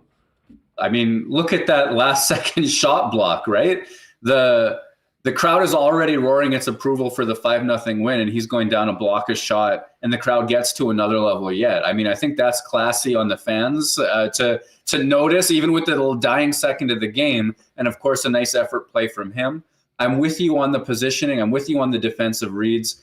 There are plays, or like where he's diving into the post to block a pass, was it a week ago now? There are so many moments where you can tell that he cares about the defensive side of the puck as well. And all the things that you mentioned, I'm down. I'm with you there as well. It was a couple games ago now where I saw, was it against Chicago, where he had an exit attempt stuffed, and then Chicago came back and scored. I think it was Philip Kurashev. It was a couple of rebounds. And then he's had one more since then where he's had an exit attempt stuffed. And those might be the only ones that we've seen. They stand out by how rare they are. And one of the things that, I'm really passionate about defense being partly what you do in the defensive zone, in those battle moments, in those stick positioning, in those body positioning, in that box out, in the read that you make, dropping down, cut that seam play, pass off, all of those sorts of things. I also think an enormous part of a defensive impact that a player has is what they do at both blue lines. And you saw, the one giveaway I'm talking about led to a goal against, and you see the negative impact of that. Compared to most players, and compared to most players at his age, though, Cole Perfetti is money at the blue lines. And it's his hockey sense and his read of what plays are available to him and what aren't, where if you watch him 9 times out of 10, he's making the right play that gets the puck moving in the correct direction, doesn't make those types of errors that do lead to goals like that one. And I think that's also contributing to why some of his underlying defensive metrics look just freakish for a player of the role that he has. I know it's so fun to live in the moment, and we all should be, because this is an incredible moment in the history of NHL hockey here in Winnipeg. But how long until we get a long read in The Athletic about what Cole Perfetti's next contract is going to look like? The homework's being done as we speak. The charts are being made. I think that the Jets have had a good track record, right? Like Kyle Connor, Nikolai Ehlers, Mark Scheifele. When the players have been interested in staying long-term, some of these impact forwards, the Jets have done really well with on those second contracts. Didn't work out that way with Patrick Laine necessarily, or not everybody goes that route. I think that this is a situation where there's a pretty darn good fit. If Perfetti had 2 years or more of this type of production, as opposed to just this one, which I'm anticipating getting even better as the year goes on, he might be in line for a really major payday. I think coming off a 1, he'll still be in line for a substantial pay increase. And you can look at some of the young contracts around the NHL in the last few years and work that out. And so I've started to do my homework to project that. Well, and one thing that I'll say is that the value of being on a winning team with the vibes around them that, I mean, we saw it in those clips that we played beforehand when they ask him about this team and their focus. And there's nothing more fun than winning consistently and being great. That is what these guys dream of being. And that's why they come to work every day. I would offer that, you know, the Winnipeg Jets and Perfetti, whether they're talking about a long-term deal, a short-term deal, something in the middle. I mean, there's a lot of variables that go into that. You might not automatically think, even with the history that you just pointed out of how successful the Jets have been in signing their talented young players to extensions, you might not think it would be that easy, and maybe easy is not the right word that I'm looking for. But I really do think that it will be clear that there will be a want on the Winnipeg Jets to keep Cole Perfetti here for a long time. And I think while things are going the way they are, certainly a real want on Perfetti's side to be an impact player that continues to grow in importance in this team for a long time. And starting with the first place team in the NHL is probably a pretty good selling point for the Winnipeg Jets when they're sitting down to have those talks. Yeah, I think winning and the opportunity to be an important part of that winning, I mean, I think those are the things that drive NHL players outside of, you know, how beautiful. It's an absolute winter wonderland in Winnipeg today. I don't know what percentage of your viewers and listeners are from outside the city or outside the province, but it is stunning. It is gorgeous postcard winter stuff in the city today. And I'm certain that is one of the biggest free agent draws to the, no, what am I saying? The Jets, I think that with that Hellebuyck and Scheifele retention, and again, that relationship and that mentorship that Scheifele has going with Perfetti, and, you know, I'm certain the dads spent some time together over the dad's trip and mentor's trip and all of that sort of stuff. Like that's a lot to like. If you're Perfetti and you're trying to size up how good the team is going to be, the moves Winnipeg has made of late, I think that gives you some optimism. I might wonder what his low minutes feel like to him. I mean, as a young guy, at this stage of his career, you know, often his line is the third line, or he'll not play towards the end of games and things like that. It might be easy to see that as a bigger deal than it is in the long run, because he probably wants to be an even bigger part of things, given the success that he's had. And credit to Bonus for that double shift at the end of the game, to maybe just in case he gets that hat trick, instead he gets that blocked shot. So, like, I think he's going to grow even over the course of this season into a role that a young, you know, starring type player might want. And then from there, it's about dollars in that. And, you know, maybe they can come together on a long-term deal because the fit is so good and the quality of player in person is so good and all those sorts of things. Or maybe, and I haven't talked to Cole Perfetti about this, I should be clear, but maybe, you know, it's true that when players put together multiple years of big offense, they get paid better than off of 1 year. So I don't know if there's a chance that he thinks to himself, hey, if I do this a couple more times, that next contract could be bigger. My guess is Winnipeg tries to find a way to do this long-term because the fit is so good. Well, that's a conversation for a later date, but just considering we're talking as much about Perfetti right now, we do think about the future. And I think it would be almost unanimous of Jet fans that are with us today live in the YouTube chat here on Winnipeg Sports Talk that everybody wants to see 91 out there for a long, long time as a Winnipeg Jet. Our pal Connor Harabchuk, who's actually going to be in with me on the show for Remis on Friday, looking forward to that, dropped this one in his latest piece. And it's just on the 5-on-5 numbers for the Winnipeg Jets. And this is Money Puck's tracking. 5-on-5, the Jets are 1.63 goals against per 60 minutes. In context, number 2 in the league is the Florida Panthers at 2.01. No team in the NHL has been under 1.7 since the 2014 Kings, who also happen to be the Stanley Cup champions. You sort of run out of superlatives for the way the Winnipeg Jets are playing as a team, and combined with the brilliant goaltending of Hellebuyck and Brossoit, putting up these numbers that got better last night after Hellebuck's second shutout of the year. Murat, I imagine you're probably getting a lot more questions in the inbox, texts and calls from friends about what's happening and colleagues about what's happening in Winnipeg. How do you describe the defensive brilliance of this club and what's all making it go on a nightly basis where we pretty much know what we're getting every single time they drop the puck? Yeah, I mean, that stat from Money Puck is wild to me. And yeah, absolutely wild. I'll start with that. Evolving Hockey has the Jets 7th best in expected goals against at 5-on-5 per minute. Natural Stat Trick, I think, has it at 8th, if I've got that right. So I don't know what the difference in model is. I don't pay as much attention to Money Puck. I don't know what has made that so particularly wild in an amazing way, really, quite frankly. So that's worth digging into. That's so interesting. In terms of how I explain it, I mean, I look at the way, and I've written about this, at the site recently. I think I was asked, what's the biggest difference on the ice in terms of actual strategy? And, I clipped together some things. I look at the way that Winnipeg protects the middle of the ice, particularly in the defensive zone, where they have figured out the zone defense that Rick Bowness has asked. At no point do you see bad habits creep in and players accidentally end up in man-to-man situations where they're not supposed to.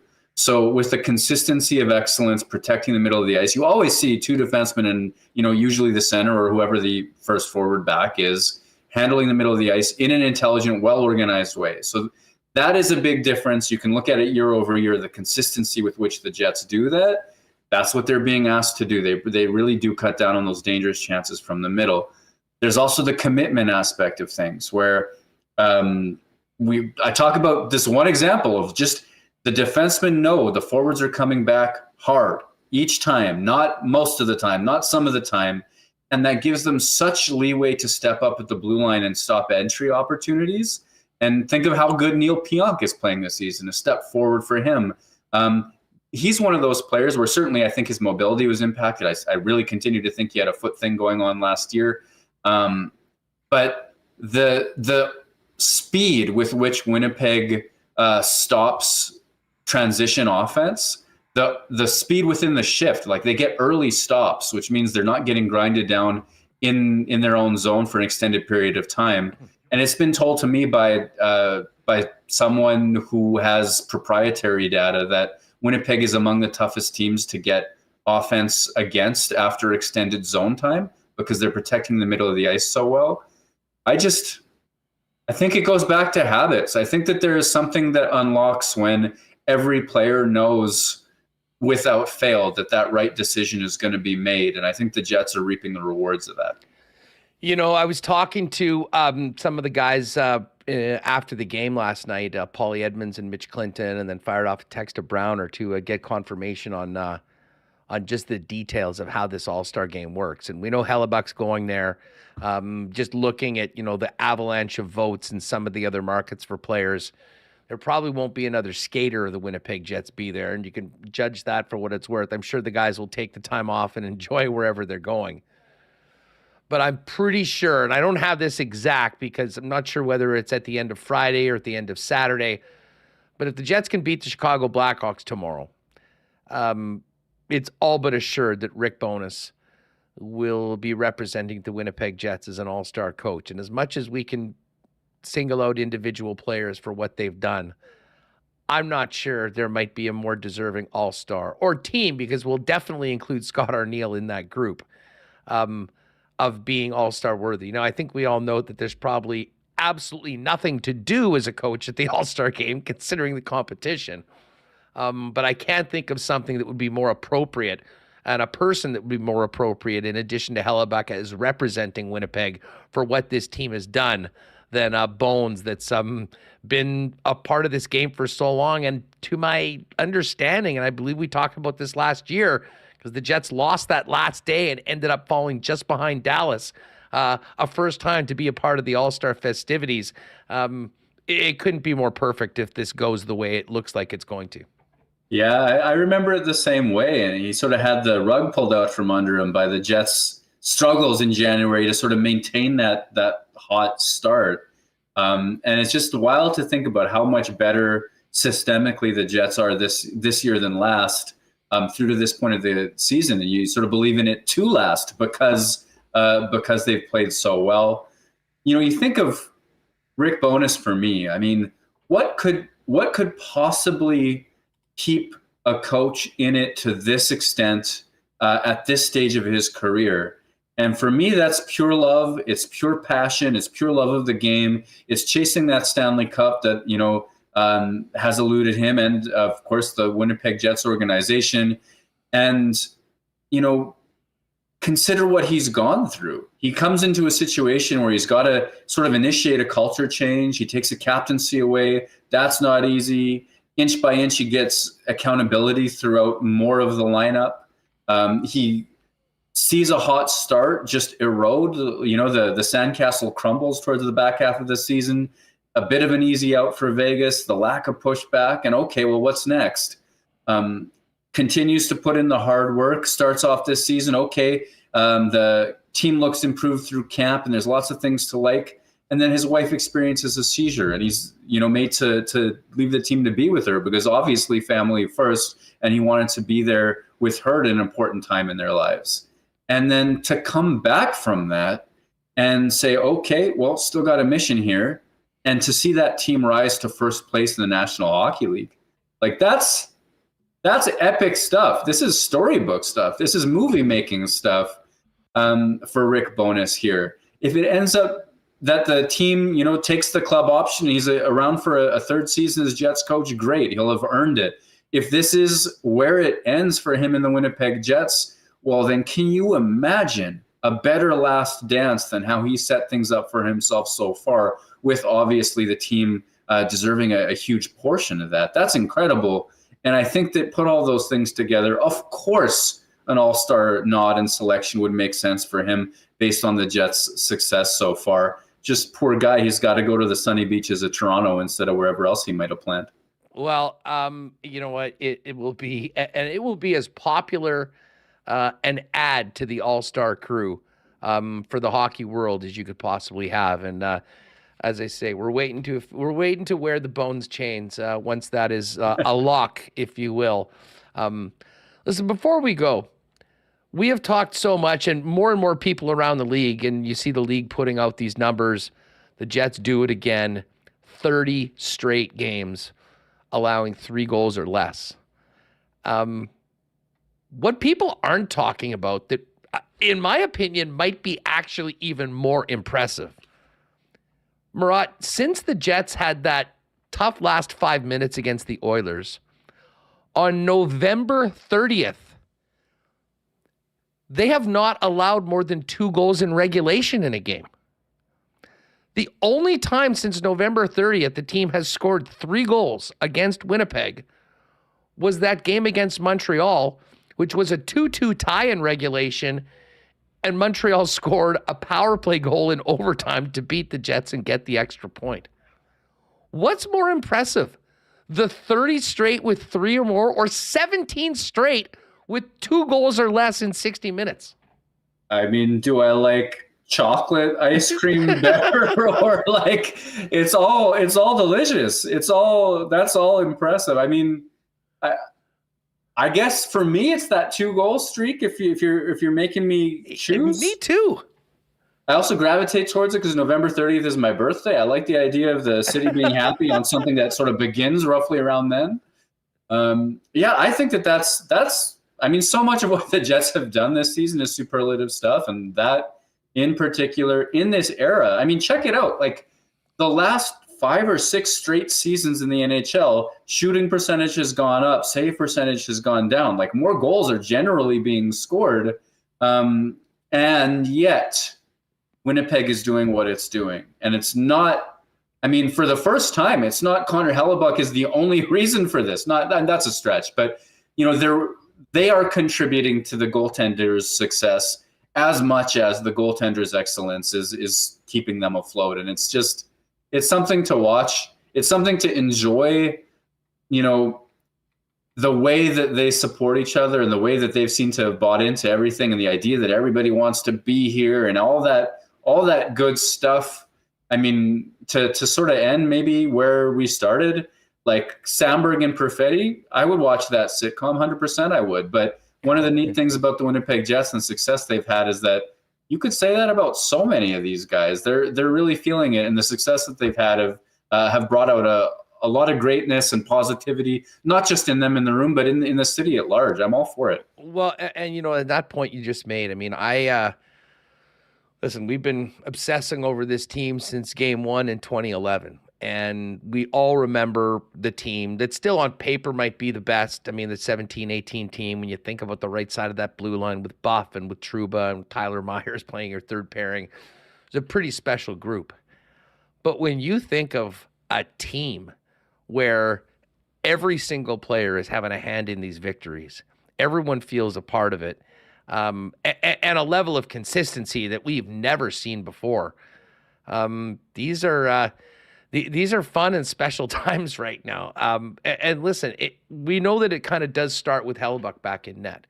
And the goaltenders have been brilliant. And I know, Sean, we've talked to Rennie before on this program, and he's certainly mentioned a bunch of times that it does feel different this year because of how well the team has been playing in front of the goaltending, that they haven't had to, certainly Hellebuyck hasn't had to make as many 10-bell saves and bail the team out the way he has in the past. That maybe helped him get more noticeable when it comes to a Vezina Trophy in this market. But how do you balance how brilliant the goaltenders have been with how much the team in front of them has had a hand in being the number one team in goals against and starting our Jennings watch on WST? Yeah, I mean, goaltenders deserve credit. They're in there. They're playing great. And, Jennings watch is real. Fewest goals against is an incredible, impressive thing. At the same time, I've had really good conversations with both Connor Hellebuyck and Laurent Brossoit in the last little while. And, Hellebuyck both of them have flat out said, like, they're substantially impressed by the defensive commitment and the team effort that has gone into changing their lives a little bit this year. And, I think Hellebuyck is a tell it like it is sort of, I mean, they both are, but like Connor Hellebuyck, we've had for so many years in this market, and he tells things like they are. When he talks about the degree of defensive commitment and how that's changing his gameplay to that effect, like, I believe it. And to see with our eyes as well, like the degree to which, like, Winnipeg's wingers used to not do, that's cruel, but I was going to say used to not do anything defensively. That's not exactly true, but their impact was minimal compared to other teams. And now you're watching like to a man. They're all patrolling their lane. They're all dropping down when the puck's on the other side. They're all watching for seam passes. They're all doing those things. And, you add that all up, like 1% at a time, one little decision at a time, one chance prevented at a time. And I think that Winnipeg can take credit aside from its goaltenders for the defensive excellence. And that's perhaps the single best storyline, most impressive, most sustainable sounding storyline for me of the Jets season. Murat, love the piece this week. And listen, as I said, whether you are on Winnipeg Sports Talk, whether you're at your local coffee shop, whether you're grabbing one at your local bar, everyone's talking about this team. And as great as the vibes are with the team right now, that's spreading to the citizens of this city and this fan base. And man, these conversations are fun. Can't wait to do it again with you next week. Have a great next few days. Enjoy the games, and we'll talk to you after the team finishes this road trip and actually has a couple days off to practice before hitting the road. Yeah, imagine. Thanks for having me, Huss, as always. Thank you so much. Great stuff. There's Murat Atesh. Head over to The Athletic. Murat's latest is entitled The Winnipeg Jets Are First in the NHL. Here's why you should believe in them. Worth every cent of your subscription over at The Athletic. And, of course, give him a follow on Twitter at WPG Murat. All right. Hey, we had such a great time last night. I want to, again, give a shout-out to Lucas, who was our winner. He and his brother joined us in that Play Now section last night. It was phenomenal. We had great food. And, of course, there was a few little brown jugs enjoyed by the fellas at the game last night. 19-19 and generic lager now available at the arena.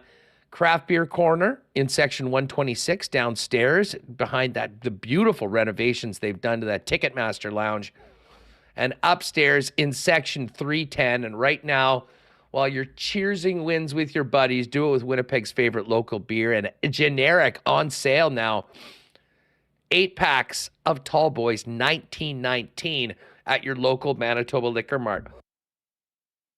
And by the way, don't forget to check them out online at littlebrownjug.ca with local delivery options. And best place to do is pop by and see them on William Avenue.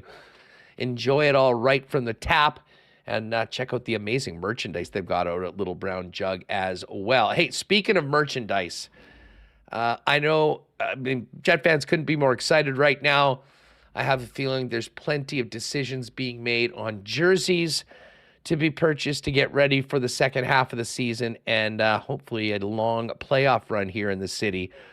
You know where to do that. Royal Sports, the sports superstore in Winnipeg. Thousands of pieces of Jets merchandise, including many exclusives you won't find anywhere else. All of the jerseys professionally crested with your favorite player's name and number. So get on down and get ready for the second half of the season at Royal Sports. While you're there, check out their big Bomber merchandise section. NFL, just in time for the playoffs. Major League Baseball, NBA, international soccer, the biggest and best hockey section in town, and tons of other great things to dominate winter, including the best skate selection, getting out on the rink, getting out on the river, and of course, snowboards, boots, and bindings as well. It's all at Royal Sports, 750 Pembina Highway. Follow them on Instagram as well, at Royal Sports Pembina, for the latest merchandise drops and sale information. And listen, a quieter night in the NHL tonight. We don't have Thursday night football anymore, but it doesn't matter, because the Jets are back at it tomorrow night. And if you're not going to be part of a near-capacity crowd tomorrow with the Blackhawks in town, the next best place to enjoy your Winnipeg Jets is your local Boston Pizza. Of course, the game's on the big screen with big sound. And of course, you'll be able to enjoy ice-cold schooners, the world-famous BP wings, gourmet pizzas, and more. Proud supporter of the Jets is BP. And hey, if you're staying at home tonight, you can always get the great taste of Boston Pizza, fresh, hot, and delivered to your door by ordering online at bostonpizza.com. And hey, while it is cold outside, I should mention we're looking ahead to hopefully a long playoff run, which will end as we're basically almost into summer. I know that's a long ways away, but that's the plan if you're planning to win the cup. But speaking of summer, check out aikenslake.com if you're thinking about a world-class fly-in fishing experience where you can be on the water in less than 2 hours from the city of Winnipeg. As great as the world-class fishing is, the incredible hospitality of the Terrence family and the Aikens team is even better.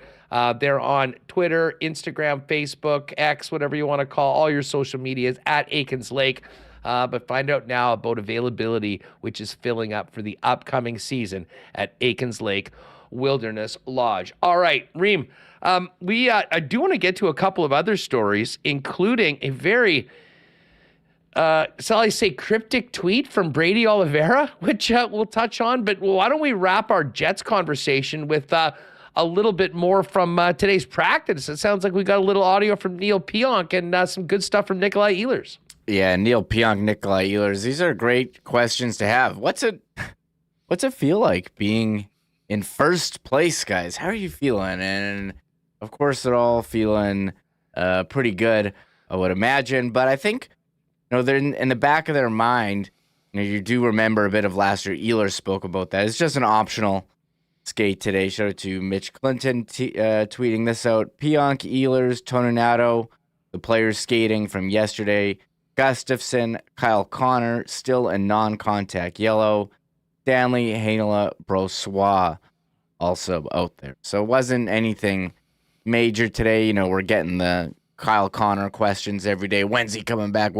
He's on week 4 of a 6 to 8 week recovery. That was what Bones said yesterday. So kind of just counting down. But what's the Jets' record with Kyle Connor? He can take as long as he wants to come back, Huss. We want to see him 100%. But I've seen some conspiracy theorists in the chat saying, yeah, Kyle Connor should just get ready, first game of the playoffs, so his salary doesn't count in the regular season.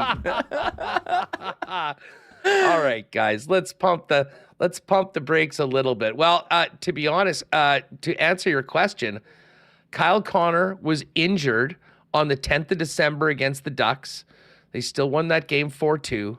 The next game, playing without Connor, was the game that they couldn't score on Mackenzie Blackwood and lost 2-1 in regulation to the Sharks. And I think at that point there was some nerves setting in. Wow, it's been a nice run, but what happens now? Second game of the back-to-backs against the Kings. That might have been the most impressive game of the season. Bouncing back from a 2-goal deficit, the Velarde, Ehlers, Scheifele line taking over and winning 5-2. Since then, they have played 1, 2, 3, 4, 5, 6, 7, 8. And then they played 13 games in total. And they have 1 loss. So start that off. So 14 games in total, 1 loss in regulation, and 2 in overtime. So they have 24 of a possible 28 points playing without Kyle Connor. And I don't know if anybody could have possibly imagined that. Another big opportunity to get to 26-30 without KFC tomorrow when the Blackhawks come to town. And I know everyone looks, myself included, at that roster and go, that is an NHL team. But it sounds like the Oilers did that last night. They only got 15 shots against Chicago. So, hey, it's still the National. You still got to be ready to play. And I imagine the Jets will be ready to play as they've been every night this year, getting to the top of the league. Let's do the Neil Pionk one first, because you sort of mentioned, the Jets, where their heads at right now with, a lot of people finally paying attention to this team. And when they look at the standings in the dressing room and on their phones, they're number 1, looking down at 31 other teams. Here's Neil Pionk on the mindset as the top team in the NHL right now. We have to have the mindset that we are the best team in the league, and then we go into that game every single night with that confidence. If the team's going to bring their A game, that's great, and we want that. We want that challenge. It doesn't change our mentality or preparation, though. What's that feeling like to be the best team in the league? Awesome. Haven't felt it in a while.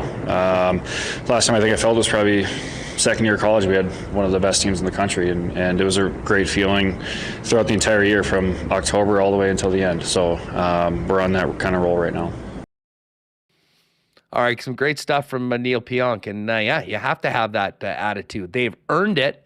And now, it's funny. They have walked the walk already. And I'm not saying they need to start talking the talk and telling everyone about it, but they need to believe it, and it seems like they're believing exactly that. Here's some good stuff from Ehlers. We'll start it off just with a reaction to the Scheifele injury last night, which certainly scared a lot of people in the stands, I can tell you that. I mean, that's always relieving. You don't want to see guys out at all. And, a puck up high, JMO, slap shot is not fun. So it's good to see him this morning and him feeling fine. All right. Of course, there was a collective sigh of relief that you could literally hear in the building when Scheifele came out to celebrate with his teammates afterwards. One of the great moments of many last night in the 5-0 win. Here's some more on Ehlers. And this is, Ehlers' thoughts on the Jets' need to, keep the foot on the gas after experience a real drop-off last year right around this time after a similarly nice start, although not quite to this level. Yeah, exactly. I mean, everyone saw what happened last year around this time, and we have enough guys from last year to make sure that doesn't happen again. I do think that we can play a lot smarter, a lot better than we did last night. In 1 or 2 games on the road here, the past road trip, so which is also pretty exciting. It's got to be exciting to have that kind of unlocked potential that you guys as a team kind of know is there still to unlock, I suppose. Yeah, for sure. I mean, yesterday we got into the rush game with them for quite a while, and you play against a team like that has a lot of skill, a lot of speed. You don't want to play the rush game, and that's not the game that we want to play. It's not the game that we've been successful with, but when you have a goalie or goalies like we do, they bail you out once in a while, and they did that yesterday. So that's something that we got to clean up. But knowing that we have a few steps still, and playing the way we are that is pretty exciting. Now, of course, and that those steps certainly would be continued improvement on special teams. We're starting to see those come around right now. PK's been really good lately. A couple recent power play goals, good looking power plays. I mean, you don't score every time, even when you're on it. But what will this team look like if those units get into the top half of the league, considering what the team's doing at 5-on-5? Here's one more from Ehlers. And this is about what they're getting from their opponents every night. When you're the top dogs in the standings, teams come in and they're ready to go. They're not overlooking you on any night. Here's what he had to say about getting every opponent's A game and being at the top of the standings. I think it's great. It's how it should be, and they're getting ours. We're playing well. We're playing defensively really well. So we got to be ready from puck drop every single game. But I think we showed that we're ready to play these gritty games as well, and we do pretty well in those. What's it like being a first place team? What's that feeling like as a player? It's pretty fun. Like you mentioned before, we still haven't accomplished anything. We're not even halfway through the season yet. So it's a matter of being able to not get comfortable and keeping it going and playing the right way and moving towards something every single time we step out on the ice. So that's something we've been able to do, and that's something that we got to keep doing. Man, he's been awesome lately. That was Nikolai Ehlers talking about what it's like being the target for 31 other teams in the National Hockey League. Some good news, Remo, just coming across the wire about a top Jets prospect that's going to be going to an All-Star game of his own. Yeah, with all this hype about the Jets and Connor Hellebuyck being an All-Star, the Manitoba Moose are going. But they have one player going to the AHL All-Star game. Brad Lambert, 2024 All-Star Classic, San Jose this year has tied for the Moose lead in scoring, 24 points, 11 goals, 13 assists in 26 games this season. Has 11 goals, lead the club. He's 0.92 points per game, lead the club. He's rookie, has tied for 6th among rookies in scoring and 5th among rookies in goals. So nice. We wondered, how would Brad Lambert adjust to the North American game, and seems to be doing just fine here with the Moose. Named an All-Star after having a wild year last year, Huss, with when he started here, then he went to Finland, then he went to juniors, then he was tearing up the WHL with Seattle, and he's fitting in full-time with the Moose. And look, first-round pick in 2022, 30th overall. Thank you, Thank you to the Rangers for making the conference final that year. And Andrew Kopp for getting them there, because he had a great playoffs, and the Jets were certainly rewarded by picking up that extra first-round pick and selecting Brad Lambert. So I'm curious what happens with him going forward, or will Brad Lambert be one of those names dangled around at the trade deadline when the Jets look to make some upgrades, if they decide to? Because, it's funny, a lot of trade bait lists come up. We talked with David Pagnotta the fourth period last week. They had theirs. Frank Saravalli put out theirs, and it almost feels weird, Hustler, looking at these trade bait boards. Where are the Jets? Well, yeah, not seeing the Jets on any of them. Last 2 years, how many Jets are on your trade bait board? 3? 4? 5? And now it's like the Jets are the team. They would be interested in acquiring these players on the trade bait board. So, wow. things have changed here, from a year ago to today. It is wild. Hey, give a big, I'm going to give a thanks to Rick's Bunch 1, who just became a supporter, a member of the WST chat. Rick's Bunch, thanks so much for doing that, gang. If you want to, it's a great way to support the channel. It's just $2 a month. And you can use all our great emojis Remis has created, including the bones emojis, which we'll be throwing in repeatedly after, hopefully, the rest of the work is done to confirm Bones as the other all-star representative of the Winnipeg Jets, along with Connor Hellebuyck in Toronto. That will be finalized this weekend, and I think the Jets can pretty much put a bow on it if they can beat the Chicago Blackhawks tomorrow. Now, Remo, I do want to touch on, we'll get to the Coolbet lines for the games. We had a fun time kicking it around today on the Lock Shop because there is and has been some movement in the NFL lines and some big NFL news. But hey, you just mentioned Brad Lambert. Speaking of prospects, we are hooking up with Rucker McGroarty, I believe, later on today. So we'll have that for you in the next couple of days. And also your favorite Jet dad, Chuck Hellebuyck. Can't wait to talk to him in the next couple of days. So we're going to be rolling on this program. Make sure to join us Thursday and Friday, along with our regulars, Billick, Rowicki, Ken Weeb, Hacksaw, but Rucker McGroarty and Brad Lambert, Chuck Hellebuyck in the next couple of days. Remo, let's quickly get to the Bombers. And I can't wait to see what the chat thinks of this. Brady Oliveira with a very, do we want to call this a cryptic tweet? Is this negotiating in public? Fire it up. Let's show it to everyone. And they can, I'll be looking, that's the why not question of the day. What do you think of this tweet, Bomber fans? And how does that make you feel about where things are at with the CFL's most outstanding Canadian and Winnipeg's own Brady Oliveira? Okay, so here's the initial tweet. And first of all, shout out to Mr. Hammerdance, becoming a supporter of WST. Everyone's Hammerdance, thank you. But CFL tweets out, rushing king, most outstanding Canadian, free agent. The sky's the limit for Brady Oliveira, but where?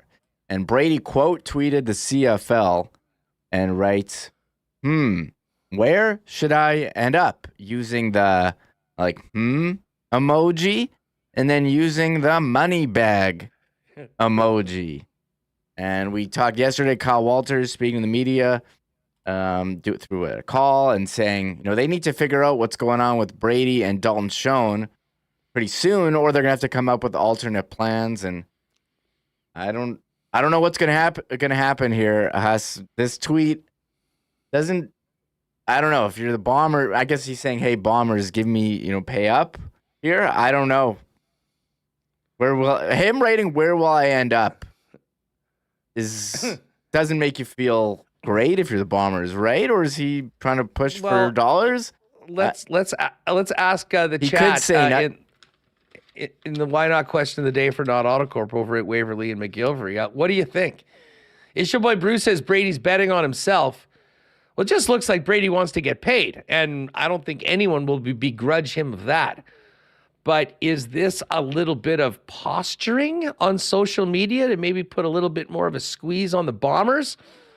Or is this just a young man having a little bit of fun ahead of potentially going to free agency? I really do wonder what it will take from the Bombers to get his name on a contract before February 13th, where I'm sure his phone will be ringing from many other CFL teams if he doesn't have a deal with this hometown team, Winnipeg. I'm reading the comments. Someone says, is he going to sign with Saskatchewan as payback for when Dembski signed here? Who I think BA Split writes, that's BS. He should zip it and, not have this play out in public. For me, I kind of like that he's tweeting this. Gives us some CFL content to talk about. And then someone speculated that maybe the Bombers are trying to lowball him and he's trying to use the public to get him some more dollars. I don't know how this is going to play. We know it's challenging for the Bombers to fit all these players under the salary cap. Definitely. No offense to Brady. I think running back is kind of a replaceable position compared to that's how it's been viewed in the NFL recently. And it's actually a bit of a problem with the running backs union. That's a Derek Taylor take, that's for sure. Probably why DT voted for Chad Kelly for MOP. As goes back to our shows in Hamilton at the Grey Cup. His stats were more outstanding than any other running back, and Chad Kelly was not even the most outstanding quarterback in the league. I think we can agree with that. I don't know what's going to happen here, but it's fascinating. I'd like to see him back in the Bombers. Meant a lot to their team, but who would you rather? You're going to have to make some tough decisions. I mean, if you're going to pick him, or can you pick him or Schoen? Who are you picking? Well, you know what? Dusty asked me that today on the Lock Shop. Oh, really? Okay. Yeah, he asked me that today on the Lock Shop, and I had to think about it. And, I mean, there is part of me that sort of does agree that there's a ton of great running backs out there. No, are they Canadian? Are they from Winnipeg, which is even cooler? Not necessarily that it helps the ratio more than having a guy from BC or from Ontario. Dalton Schoen has had a historically good start to his career with Winnipeg. And the CFL is predominantly a passing league. The absence of Dalton Schoen changes the Bombers pretty significantly. To me, it's about 50-50. I know that's a bit of a cop-out. But put it this way, it's not automatically Brady. I will say that. And that's with all due respect to the incredible season he's had, or just had, and what he's done for the Winnipeg Blue Bombers. But, when we think about him as a Canadian player and as a hometown guy, I think we automatically give the nod. But there's certainly an argument for Dalton Schoen. Bottom line is, hopefully they can get both of the guys back. And Kyle Walters said yesterday as much that is a priority. Let's get a little feedback to the why not question of the day in chat. By the way, shout out Mr. Hammerdance, immediately becoming a member and dropping the KFC emojis, the Jets emojis. Always great to see that. And shout out to all the members. We really do appreciate the support. And it's great to see you all having a good time in chat with your differently colored microphones beside your name. All right, so here we go. Kevin Kowalik, sounds like Brady getting lowballed. Going to let court of public opinion negotiate for him. Jay Miller, get the bag, Brady. Key, just public negotiation. He'll be back. Has more to gain outside of football in Winnipeg than anywhere else. Bravo, Brian. Manitoba has the most dogs worth rescuing. So hopefully he chooses to stay here. Christopher Met, says Remis mentioned, Ryder's going to throw a bag of money at him as payback for Dembski. Laurie says it doesn't sound promising. Waiters, Johnny Augustine, come on down. Mistro, I think he ends up back with the Bombers. And Brown Eyed Girl MJD, they need to keep Brady. Just got out of my meeting, late to the party, but they need to keep Brady.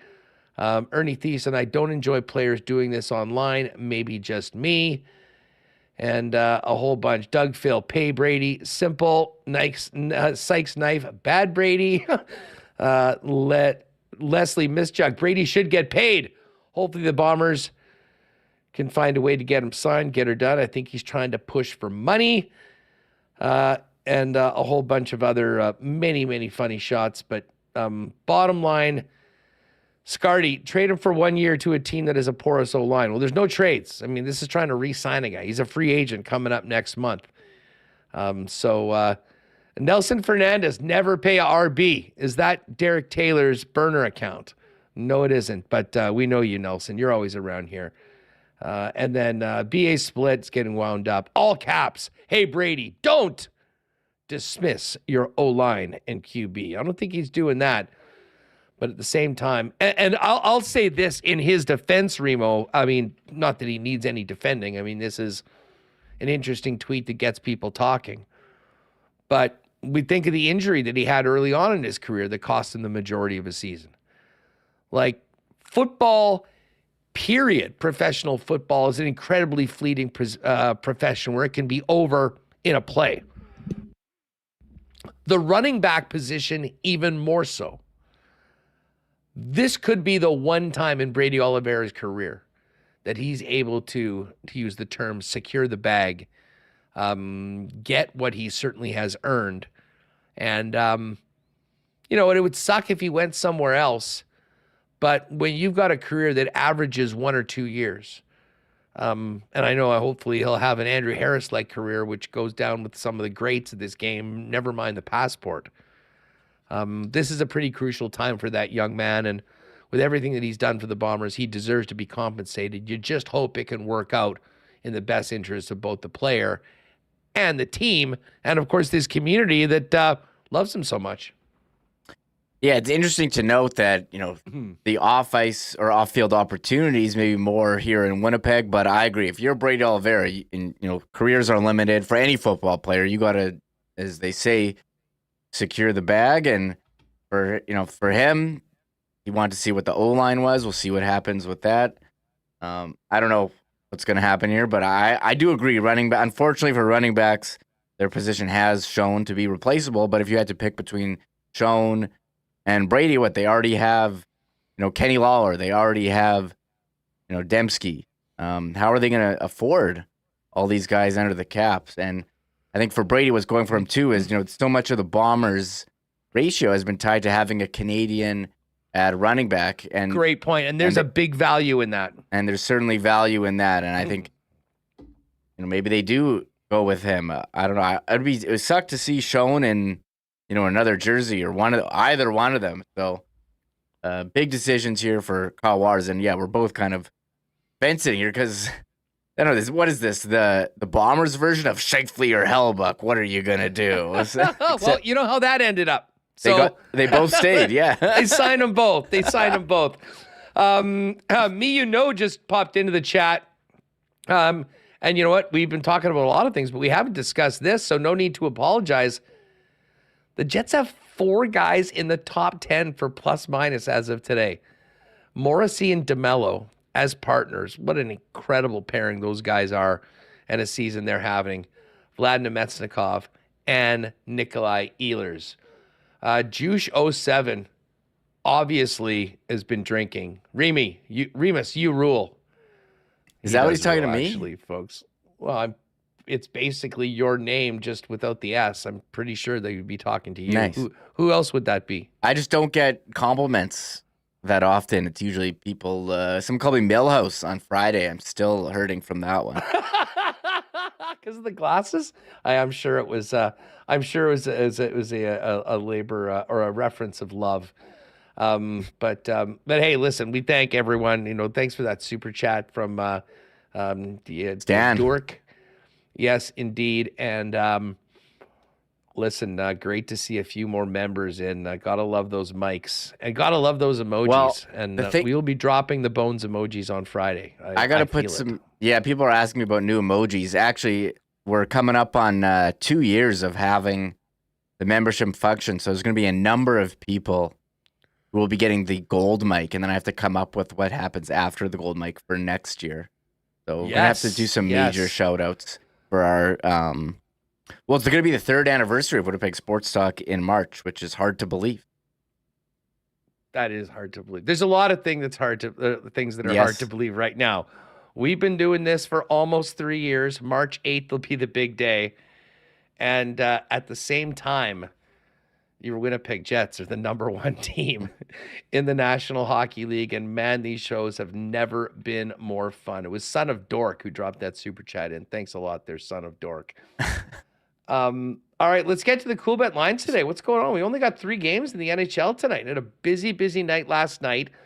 A little less so this evening. It's the Habs and Flyers starting it off at 6:07. I can't wait to have Brandon on this week because, of course, we'll be talking Jets, but Brandon's a big Flyers guy and very interesting. Very interested to hear his reaction to the Cutter Gauthier situation and subsequent trade for Jamie Drysdale in a second. But the Flyers, you don't want to be a Flyer. We don't want you. And I respect it. Certainly, I think we often feel the same way with people that the few that have said they didn't want to be a Winnipeg Jet, like Pierre-Luc Dubois, who is now on the 4th line in LA and getting absolutely roasted by Kings fans nonstop. But the Flyers, -175 favorites tonight against Les Habitants. Habs +147 underdogs. The Dallas Stars are minus 203 home favorites against your second favorite team, the Minnesota Wild, the Minnesota Mild. Wild are plus 171, and the Stars are minus 203. It was Matthew Murray, not to be confused with Matt Murray, who had the shutout against the Wild earlier this year. And then we will see a cool one. And it looks like Aiden Hill's coming back to the Vegas Golden Knights tonight. They are in Colorado to take on the Avalanche. The Knights, I think, are 3-7 in their last 10. Logan Thompson's day-to-day right now. That'll be a big boost to get their Stanley Cup winning goaltender back in the net tonight. And considering where things are, certainly in the Central Division, pulling for Vegas to get the upset tonight. They're plus 126. The Avalanche minus 148. We didn't do a partner parlay today with only the 3 games. The EST guys did one, though. It was a basketball one. Golden State to win and the Raptors plus 10.5. By the way, you know, we've got, it's already 3:20. Maybe we don't have time for that. All-time rant by Darko yesterday. Raptors got so hosed. Let's finish with that. Okay, so anyways, here we are. Exclusives today. If you just want to go chalk, Flyers, Stars, and Abs to win, it's plus 315 in the exclusives. They got a finishers one. Rupi Hintz and Mikko Rantanen both to score, plus 430. And a couple other ones. A shot prop with Pavelski, Atkinson, and Cole Makar, all to record 3+. That's 575 in the exclusives. And quickly to the NFL. A couple changes in the lines. Browns now 2.5-point favorites over the Texans. That was 3 yesterday. The Chiefs are now 4.5-point favorites. More and more people jumping on the Chiefs when they realize what the weather forecast is for the game on Saturday. I'm not looking forward to... Well, I am looking forward to that. I'm not looking forward to wearing 6 layers of clothing to the game. But I have announced myself active for Arrowhead on Saturday night. Cannot wait for that. So Chiefs minus 4.5 right now. The Bills, 9.5-point favorites against the Steelers. The line in the Cowboys-Packers game has not moved at all. 7.5 for the Cowboys. But now all of a sudden the Lions are 3.5-point favorites. And interestingly enough, 3 isn't listed anymore. It goes from 3.5 to 1.5. You don't see that too often. But even money right now on the Lions to win by 4. And the line that started out as 4.5 for the Eagles is down to 3. Philly, 1-5, I guess, in their last 6, taking on Tampa. Philly 3-point road favorites. The Bucks plus 3 and plus 135 on the money line. All right, it's been a great show today. Thanks to Murat for jumping on. Great to see everyone in here. Tons of new folks. Subscribe to the YouTube channel if you haven't already. And make sure to hit that thumbs up. We really appreciate it. Help us spread the channel. And if you just found us on YouTube, subscribe to the podcast. Just put in Winnipeg Sports Talk wherever you get your favorite pods. But we'll finish off the program with this. The Raptors got absolutely hosed last night playing the Lakers. In the fourth quarter, the free throws were 23-2 for LeBron and the Lakers. And Darko, the head coach of the Raptors, was having none of it. This is an epic rant and one that needed to be said because his team was not playing on an even playing field last night. Here's Darko.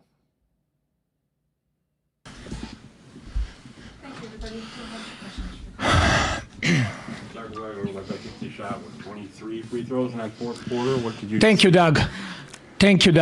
That's outrageous. What happened tonight? This is completely BS. This is shame. Shame for the referees. Shame for the league to allow this. 23 free throws for them, and we get 2 free throws in the fourth quarter. Like how to play the game. I understand respect for all stars and all that, but we have star players on our team as well. How's possible is Scotty Barnes, who is all-star caliber player in this league, he goes every single time to the rim with force and trying to get to the rim without flopping and not trying to get foul calls. He gets 2 free throws for the whole game. How's that possible? How are you going to explain that to me? They had to win tonight? If that's the case, just let us know so we don't show up for the game.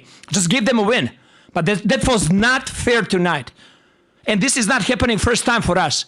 Scotty Barnes is going to be all-star. He's going to be the face of this league. And what's happening over here during whole season, I've been holding it back. It's a complete crap. Epic rant by Darko Rajakovic. He's still trending on Twitter right now, and people are talking about it around the league. That wasn't right last night, and very rarely will you see as passionate and justified a rant by a head coach after the game last night. I know we haven't talked a lot of raps lately. We'll probably get into it a lot more when football season is done, but I loved that last night. We wanted to play it for you to finish off WST today. Game day tomorrow. What's left of the Blackhawks. No Connor Bedard, unfortunately, coming to town. Should be a great crowd. And then Saturday against the Philadelphia Flyers. And coming up in the next couple days, we'll work on the schedule. Rucker McGroarty and Chuck Hellebuck. I know you're going to want to check those out. So book us in 1 p.m. live on YouTube tomorrow and Friday. And, of course, just after we finish the show on the podcast feed. Gang, have a great night. Enjoy another night in first place for the Winnipeg Jets. And we're back at it tomorrow getting ready for the Jets and Chicago Blackhawks to put a bow on sending Bones to the All-Star game. We're hitting it tomorrow on WST. Have a great night, and thanks for hanging with us.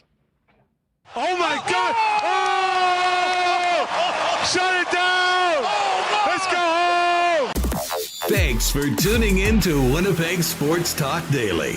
Make sure to subscribe on YouTube and your favorite podcast feed at winnipegsportstalk.com.